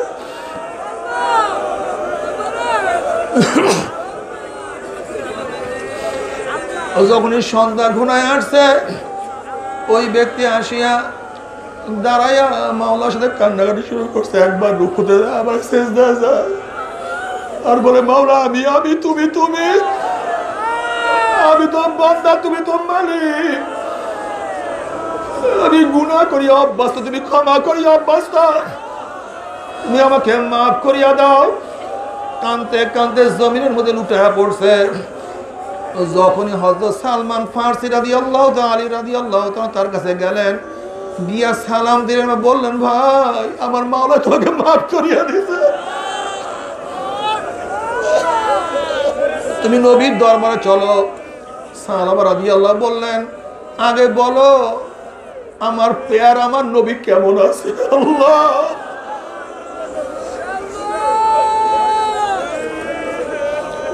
তুমি এবং মাওলা যেই মোহাব্বত করে সে সেইভাবেই আছে। ভাই তোমরা তুমি চলো। হযরত সালমান ফারসি রাদিয়াল্লাহু তাআলা রাওয়ায়াত করেন, আমরা যখন তাকে নিয়ে আসতেছিলাম তখন বেলাল হাবশী রাদিয়াল্লাহু ফজর আযান দিয়া ফলাইছেন। আমরা শেষের কাতারে নামাজে শরীক হয়ে গেলাম। যখনই নবী পাক সাল্লাল্লাহু আলাইহি ওয়াসাল্লাম নামাজের মধ্যে এই আয়াত তেলাওয়াত করলেন, আলহাকুমুত তাকাসুর হাত্তা, আলহাকুমুত তাকাসুর, এই আয়াত তেলাওয়াত করার সাথে সাথে হযরত সাহাবা রাদিয়াল্লাহু তাআলা একটা চিল্লান মারলেন।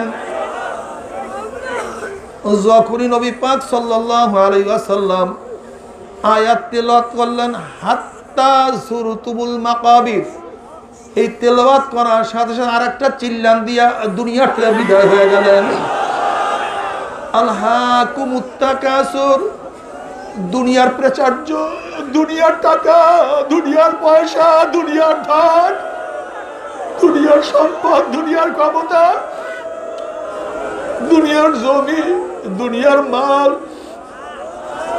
দুনিয়ার সব কিছু, দুনিয়ার চাকচিক্য তোমাদেরকে ধ্বংস করিয়া ফেলাইছে।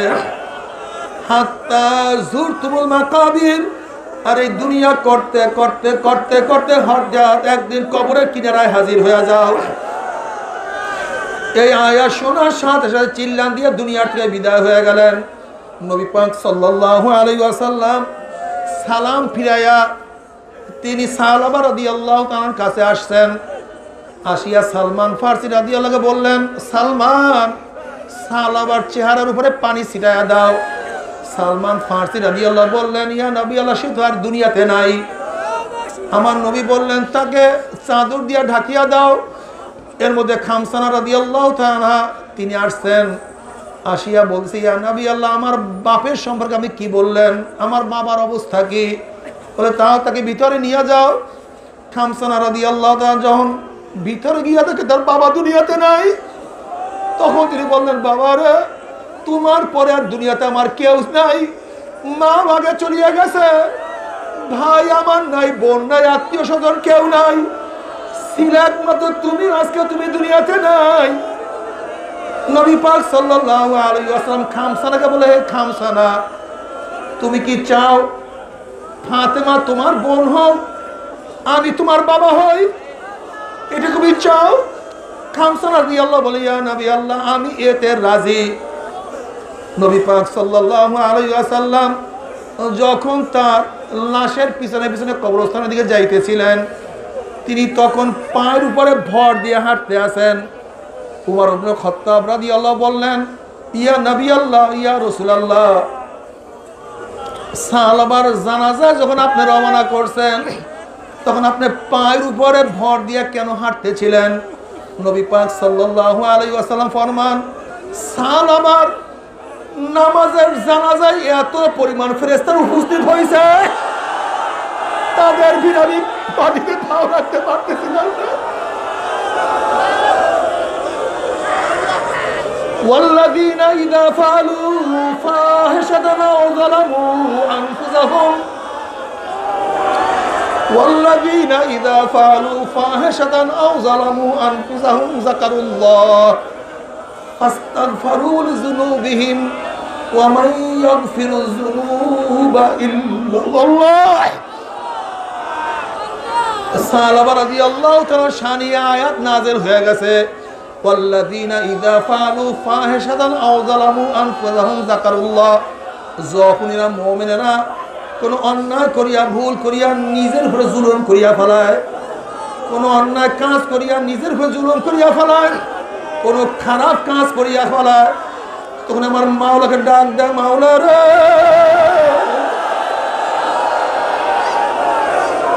والذين إذا فعلوا فاحشة أو ظلموا أنفسهم ذكروا الله مولانا أمر مولا الله والذين إذا فعلوا فاحشة أو ظلموا أنفسهم ذكروا الله فاستغفروا لذنوبهم ومن يغفر الذنوب إلا الله আর আমার মার কাছে মাপ চাই মাওলা রে তুমি মাপ না করলে আমার কি উপায় হবে আমার কি অবস্থা হবে আল্লাহ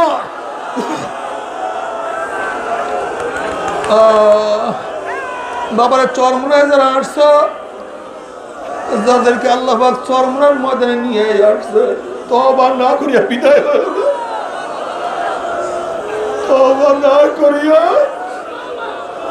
তওবা না করিয়া কেউ বিদায় হয় না আমার মাওলা এত দয়ার মাওলা এত মেহেরবান মাওলা ইন্নাল্লাহ আযজা ওয়া জাল্লা ইয়াবসুতু ইয়াদাহু লিত-তাওবাতি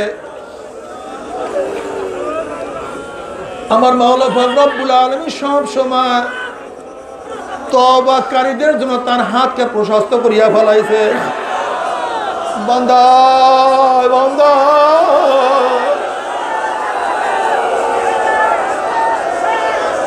আমার মাওলা এত মেহেরবান মাওলা আমার মাওলা এত দয়াবান মাওলা ইজা তাবাল আব্দু তাবাল্লাহু আলাইহি ওয়া আনসাল হাফাজাতা মা কানু কাদাম নাসা আমালিহি ওয়া আনসা জাওয়ারিয়াহু মা আমলাক মিনাল খাতায়া ওয়া আনসা মাকানাহু মিনাল আরদি ওয়া মাকানাহু মিনাস সামা লিয়াজিয়া ইয়াউমাল কিয়ামাতি ওয়া লাইসা শাইউন ফিল খালকি ইয়াশহাদু আলাইহি আমার নবী পাক সাল্লাল্লাহু আলাইহি ওয়াসাল্লাম ফরমান ইজা তাবাল আব্দু তাবাল্লাহু আলাইহি যখনই বান্দা আমার মাওলার কাছে তওবা করে সাথে সাথে আমার মাওলা বান্দাদের তওবা কবুল করিয়া ফেলায় শুধু তাই নয় এবং হেফাজতকারী ফেরেশতারা যত তার গুনাহ লেখিয়া ফেলাইছে হেফাজতকারী সমস্ত ফেরেশতাদের গুনাহ আল্লাহ মাফ করিয়া দেয় মোচন করিয়া দেয় ওয়ানসার জাওয়ারিয়াহু মা আমলাক মিনাল খাতায়া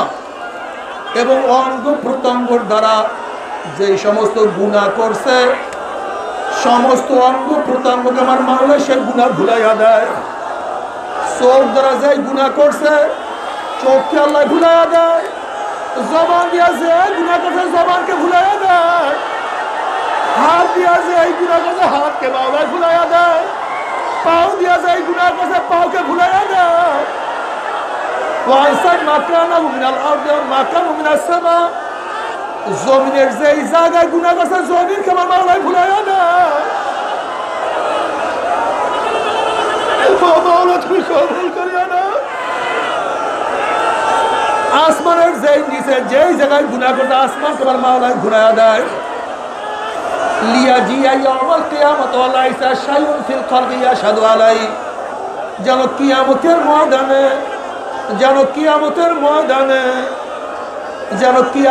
ময়দানে তওবাকারীর বিরুদ্ধে কেউ সাক্ষী দিতে না পারে যেন কিয়ামতের ময়দানে তওবাকারীর বিরুদ্ধে কেউ সাক্ষী দিতে না পারে মাওলা রে আমার মাওলা রে আল্লাহ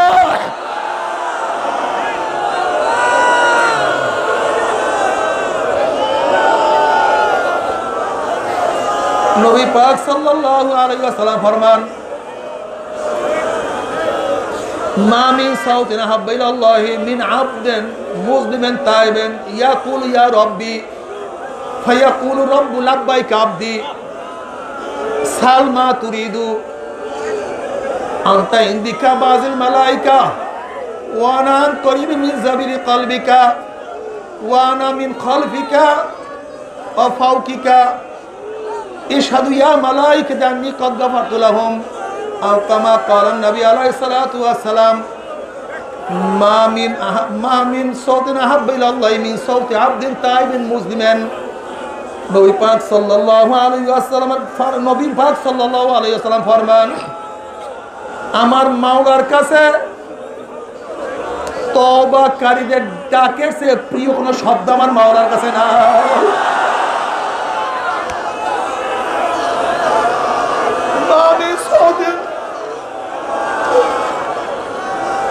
আহাব্বা ইলাল্লাহি মিন সাউতি আবদিন তাইবিন মুসলিমিন ইয়াকুল ইয়া রাব্বি যখনই গুনাহগার ডাক দেয় আমার মাওলা ইয়া রাব্বি আমার রব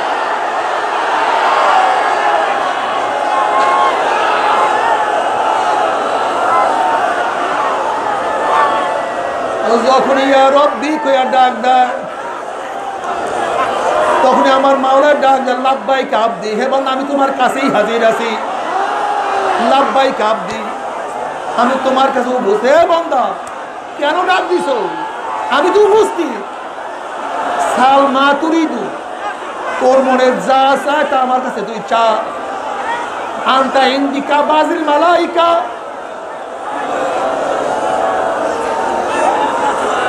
তুই যেহেতু তওবা করার জন্য ইয়া রব্বি কইয়া ডাক মারছো, এই ডাক মারার সাথে সাথে অনেক ফেরেশতাদের চাই তুই আমার নিকটে হয়ে গেছো। ডাক দেওয়ার সাথে সাথে অনেক ফেরেশতাদের নিকটে হয়ে গেছো।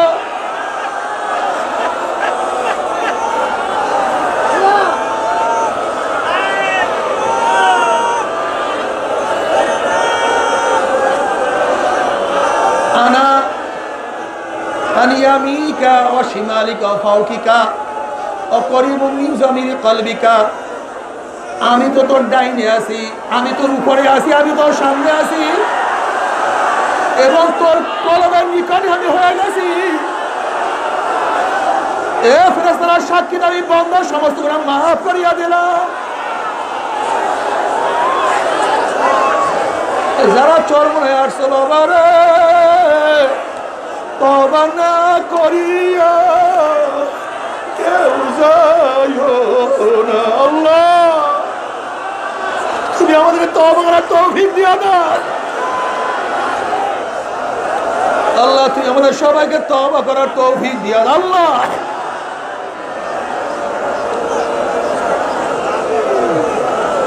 আত্তাইবুনা যামবে কামাল্লা জানবালা বান্দা গুনাহ থেকে তওবা করার সাথে সাথে মনে হয় যেন নিষ্পাপ হয়ে যায়। আল্লাহ ইন্নাহু কানা লিল আওয়াবিনা গফুর। হযরত সাঈদ ইবনে মুসাইয়্যিব রাদিয়াল্লাহু ফরমান ইন্নাহু কানা লিল আওয়াবিনা গফুর। এই আয়াত নাজিল হইছে ওই সমস্ত গুনাহগারদের ব্যাপারে যে গুনাহগাররা তওবা করে আবার ভাগিয়া ফেলা, আবার তওবা করে আবার তওবা ভাগিয়া ফেলা, সকালে তওবা করে বিকালে ভাঙে, বিকালে তওবা করে সকালে ভাঙে। আমার মাওলা ডাক দেয় বান্দা নৈরাশ হইস না।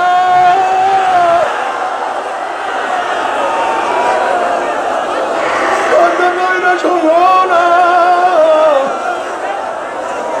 এই দরবার নৈরাশের জায়গা না। আল্লাহ বান্দা তুই বারবার গুনাহ তুই বারবার তওবা ভাঙিয়া ফেলাইছ, আবার তওবা কর।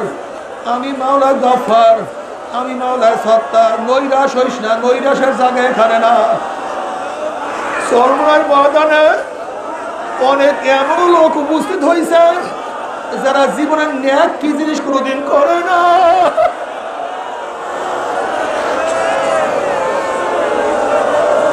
সর্বনাশ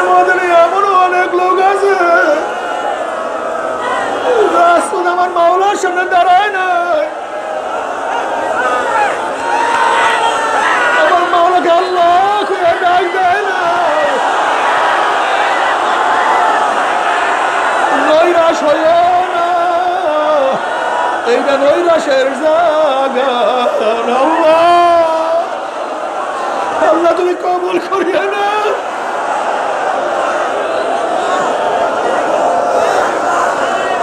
আল্লাহ রে আল্লাহ তুমি মাফ করিয়ে দাও, তুমি ক্ষমা করিয়ে দাও। বাবা রে আহারে কোথায় রওনা করছো, কি নিয়ে রওনা করছো, কি ভাবছো? জীবন তো ধ্বংসের দিকে চলিয়া যাইতে আছে। আলহাকুমুত তাকাসুর হাত্তা যুরতুমুল মাকাবির। কাল্লা সাওফা তা'লামুনা সুম্মা কাল্লা সাওফা তা'লামুন।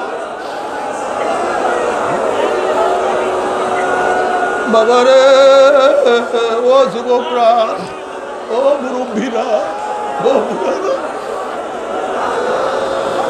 তুমি কি দেখো নাই আজকে আসরের পরে জায়গা জানাজা দিছি 26 বছর চরমের ময়দানে আছি। 26 বছরের মধ্যে মাহফিল কামাই দেয় নাই, আল্লাহ এমন কবুল করে বানাইছে। এই ময়দান থেকে শেষ বিদায় হয়ে গেছে। লক্ষ লক্ষ মানুষের জানাজা নসিব হয়ে গেছে রে বাবা। বাবারে দুনিয়া কিছু না, দুনিয়া কিছু না, একটা স্বপ্নের জিন্দেগি। আহারে আহারে আমাদের কালামানি, আমাদের কালামানি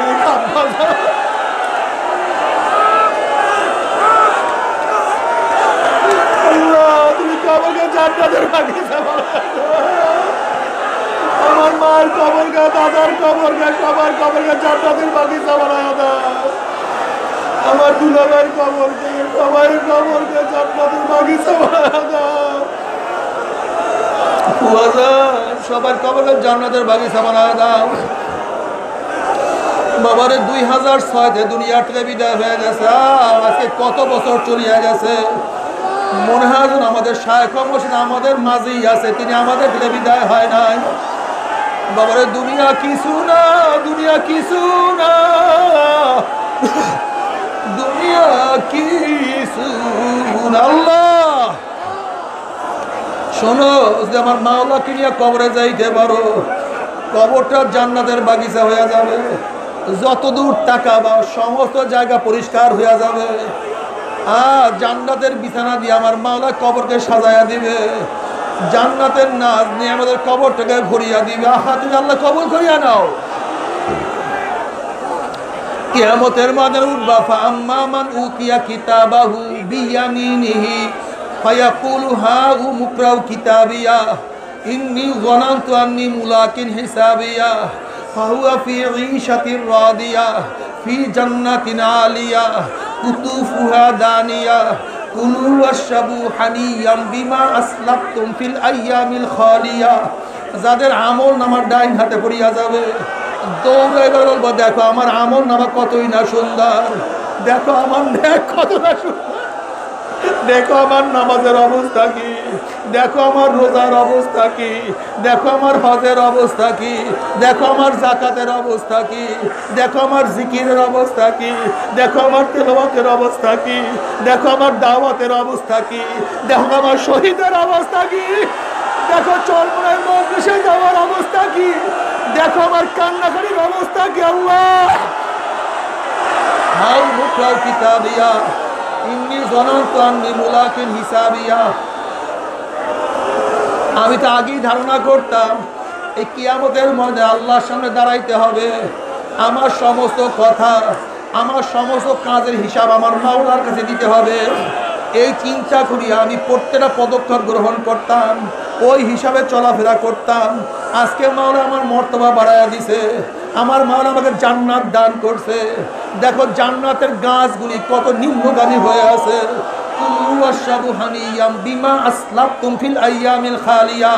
এ জান্নাতীরা খাইতে থাক, হে জান্নাতীরা পান করতে থাক, আরাম করতে থাক, শান্তি করতে থাক, মরে যা চায় করতে থাক। আর কোনো কষ্ট নাই, আর কোনো ক্লেশ নাই, আর কোনো অশান্তি নাই, আর কোনো দুঃখ নাই। সালামুন কওলাম মির রব্বির রহিম। আমার মাওলার তরফ থেকে শান্তি আর শান্তি। অশান্তি কি জিনিস আর কোনোদিন দেখা হবে না, দেখা লাগবে না। ওয়াম্মা মান উতিয়া কিতাবাহু বিশিমালিহি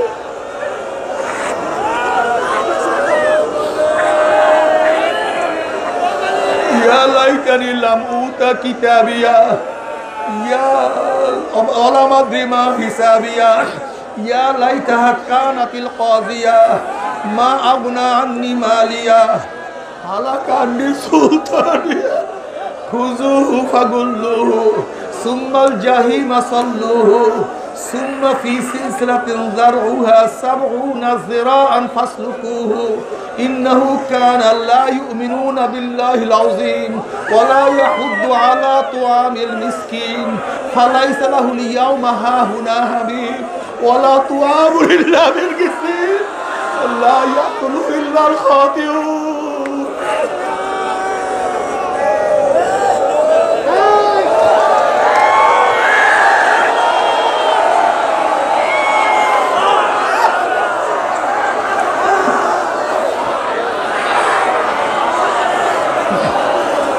যাদের আমল নামা বাম হাতে পড়িয়া যাবে, বাম হাতটা সিনা ফিরিয়া চিরা ধরিয়া যাবে।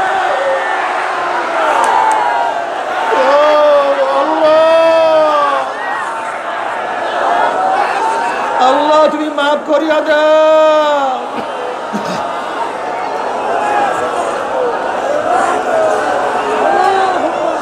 বলবে আফসোস, আমি যে আমার আমল নামা না পাইতাম, আমি আমার আমল নামা না দেখতাম, আহারে আমার কবর যে শেষ ফয়সালা হয়ে যাইতো।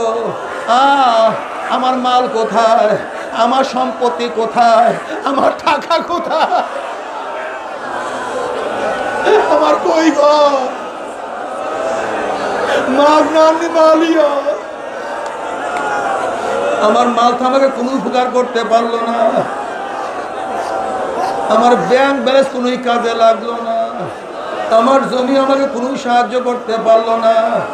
খালা কান্দি সুলতানিয়া, আমার মেম্বারি কই, আমার চেয়ারম্যানই কই, আমার উপজেলার চেয়ারম্যানই কই, আমার এমপিগিরি কই, আমার মিনিস্টারগিরি কই, আমার প্রাইম মিনিস্টারগিরি কই, কই আমার ক্ষমতা,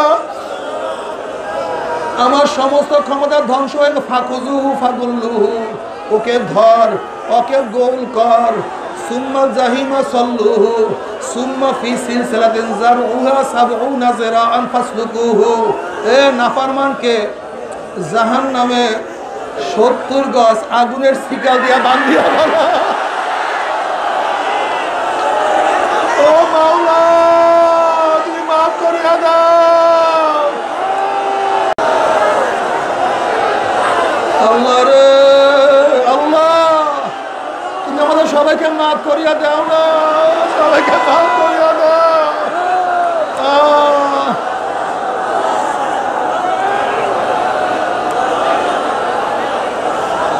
ফালাইসা লাহুল ইয়াওমা হাহুনা হামীম ওয়া লা তুআমুন ইল্লা মিন গিসলিন। এই জাহান্নামের মধ্যে কোনো ঠান্ডা জাতীয় জিনিস পান করার নাই, জাহাজা সব গরম। ওয়ালা তোয়াম ইল্লা মিন গিসলিন, এবং পচা পুষ তাদেরকে খাওয়াইয়া দেওয়া হবে। তারপরে সহ্য করতে পারবি ওই আযাব তো কেউ সহ্য করতে পারবো না। কাজে মাওলাকে এমন ডাকা ডাকো, এমন বলাম বলাও যেন মাওলার ডাকে সাড়া না দিয়েই পারে না। এই সর্বরার মধ্যে আমি মাওলাকে এমন ডাকা ডাকবো, এমন বলাম বলাবো, এমন ডাকা ডাকবো, এমন বলাম বলাবো যে মাওলা শাখা সারা না দিয়া পারে না। লা ইলাহা ইল্লাল্লাহ। মাফ করে দে গো মাওলা, মাফ করে দে, ক্ষমা করে দে গো মাওলা, ক্ষমা করে দে। আল্লাহ মাফ করে দে গো মালিক, মাফ করে দে। করে দে গো মাওলা, ক্ষমা করে দে। আল্লাহ আল্লাহ গুনাহ খাতা মাফ না করায় কাউকে বিদায় দিও না। আল্লাহ গুনাহ খাতা মাফ না করাইয়া কাউকে বিদায় দিও না। মাওলা রে আমার ওলি না বানাই এই ময়দান থেকে কাউকে বিদায় দিও না। আল্লাহ হেদায়েতের মালা না পরে কাউকে বিদায় দিও না। ও মাওলা আমরা যতই গুনাহ করি না, কোনো গুনাহ সীমা আছে, সংখ্যা আছে। তোমার রহমতে কোনো সীমাও নাই, সংখ্যাও নাই। আমাদের গুনার দিকে না তাকাইয়া তোমার রহমতের দিকে তাকাইয়া তুমি আমাদের জিন্দেগীর সমস্ত গুনাহ খাতা মাফ করে দাও। আল্লাহ আমাদের গুনাহকে নেকের দ্বারা পরিবর্তন করিয়া দাও। মাওলা হে অনেকেই দোয়া চাইছে, যাই না কে কিসের জন্য দোয়া চাইছে, প্রত্যেকের নেক মকসদ তুমি পূর্ণ করে দাও। আল্লাহ যত মুমিন মুমিনাত মুজাহিদরা কবরে শুয়ে সবার কবর আযাবকে মাফ করে দাও। ইয়া আল্লাহ খাস করে আমাদের শায়খ ও মুর্শিদের কবরকে জান্নাতের বাগিচা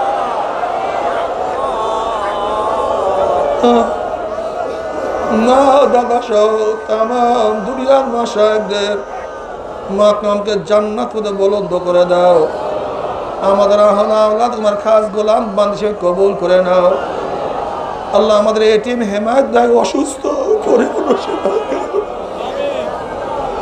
আল্লাহ অনেক মুজাহিদ ভাই অসুস্থ,